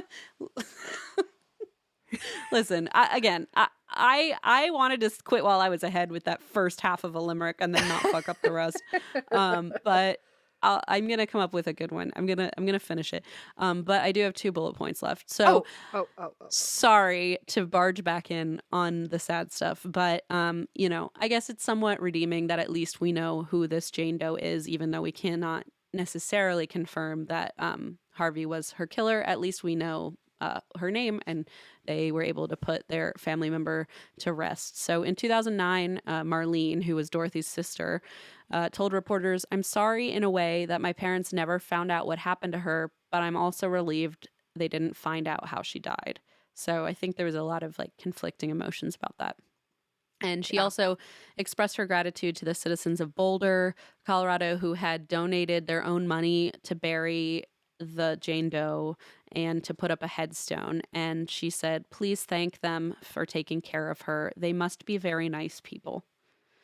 And so that is the story of Harvey Glatman, the Glamour Girl Slayer. I mean, Jesus Christ. That's Glamour stupid. Girl Slayer, it does sound like an 80s It's like an slasher annoying movie. Yeah, it's an annoying thing to say out loud. When we first started this podcast, I loved when people had a nickname, and now I just don't want them to have it. You know, I like, know, I don't want them to have earned it in some way. Right. It's like, well, they probably like having this They fucking kind of love it. larger Eat than it up. life identity. Yeah. If we wrote a limerick about him, he would lose his mind, which is why Oh. I'm going to stick with the shifter. I'll talk about Okay, her. good. I'm like, let's not wing it because No, that no. could go really bad. Wait, I think I have an ending. Oh, for what? There was a cryptid in Kentucky. Okay, I'm gonna fix I'll fix the syntax because it's a little off. Which What is it? I'll There was a there once was a girl in Kentucky, or there. Sure, there once was a girl in Kentucky. Okay. Who was always very unlucky. Who felt she was always unlucky. Okay, thank you. What was the store door one? She went into a store, then went right out the door. Because she left her wallet at Buc-ee's. At Buc-ee's! Oh my god! Okay, we did it. You're a fucking genius. Could you tell that when we wrote a book, Christine had to do all of my grammar edits? Because I But that's what I love. But then M added all the funny stuff. So it was like a perfect combo. It was like, M's the funny one. And I'm like, actually, that's not how you spell there. Not that you ever actually fucked that up, but I don't know why I never learned grammar, and the way that I speak is so grammatically incorrect. And it's not that. No, I don't think so. I think my tone or my tempo or whatever, everything is always a run-on sentence. I mean, I think that's probably normal for I think that's normal. I think I'm just again mentally unwell in a way that somehow only gives me the gift of good grammar and spelling. Like I think it's just a side effect of all the bad parts. Well, anyway, everyone, I'm very glad that we finished our limerick. Buc-ee's, if you're willing to put that on a shirt for us. I mean, that was good, brava. I wonder if anyone out there was like, you just said she went into a gas station. Buc-ee's is a store. No, I know. But I'm saying, like, I wonder if anyone was like, hello, Buc-ee's. Like, I wonder if anyone else put it together. But I sure didn't. So you really blew my socks off just now. Thank you. Okay, well, next. Oh, we're not going to be at a Buc-ee's anytime soon, are we? Okay, how about this? What? There once was a girl in Kentucky who felt she was always unlucky. She walked into a store and then right out the door, she had left her whole wallet at Buc-ee's. Yeah, perfect. So now you have a Cricut machine and I know you have a Buc-ee's koozie. Holy shit. Or no, you should get, next time we're there, you should get like one of their little wallets at Buc-ee's and then put that limerick and put your Cricut limerick on there. Listen. It's genius. And also, like, I don't know about who felt she was fucking unlucky. Thank you. Like, she was always unlucky. It wasn't even felt unlucky. You're obviously with evidence unlucky. Okay, well, it doesn't work with the syntax. So, you know what? I'm going to find a different verb. Who everyone knew was unlucky. Oh, that's good. Okay. That's good. That's very good. Okay, that's very good. Okay. Excellent. You're fucking nailing it. Thank you. Everyone, if you would like to see us live for some reason, you can. Why wouldn't you? You can find us on tour. By the time you're listening to this, we've already finished our first leg, and I don't know how we did. I hope we did good. You know what else is perfect about our limerick? Oh, okay. Buc-ee's just opened their first Kentucky location, and so I've been we can there. Go together. Yeah, but like also the thing was about a girl in Kentucky, and they just opened a Kentucky location. I mean, how perfect! So it actually works now, like story wise. It actually there's no plot holes. Is it near you? What? Yeah. No, it's like an hour and a half away. So it's near you. I mean, yeah, it's near enough. Like, let's fucking go. Exactly. They'll put an air tag on me first. Just kidding. No, I'm just gonna tape one to your wallet. Just tape it to my body, maybe. I don't know. If you would like to come see our show, we still have some tickets left. Go to our website, and that's whydrink.com. And come see us live. This is everyone's last chance at seeing our On the Rocks tour before the fall when we have a new tour out. So come see us. Please, we would love it, even if we faint on stage. That's Why? we drink.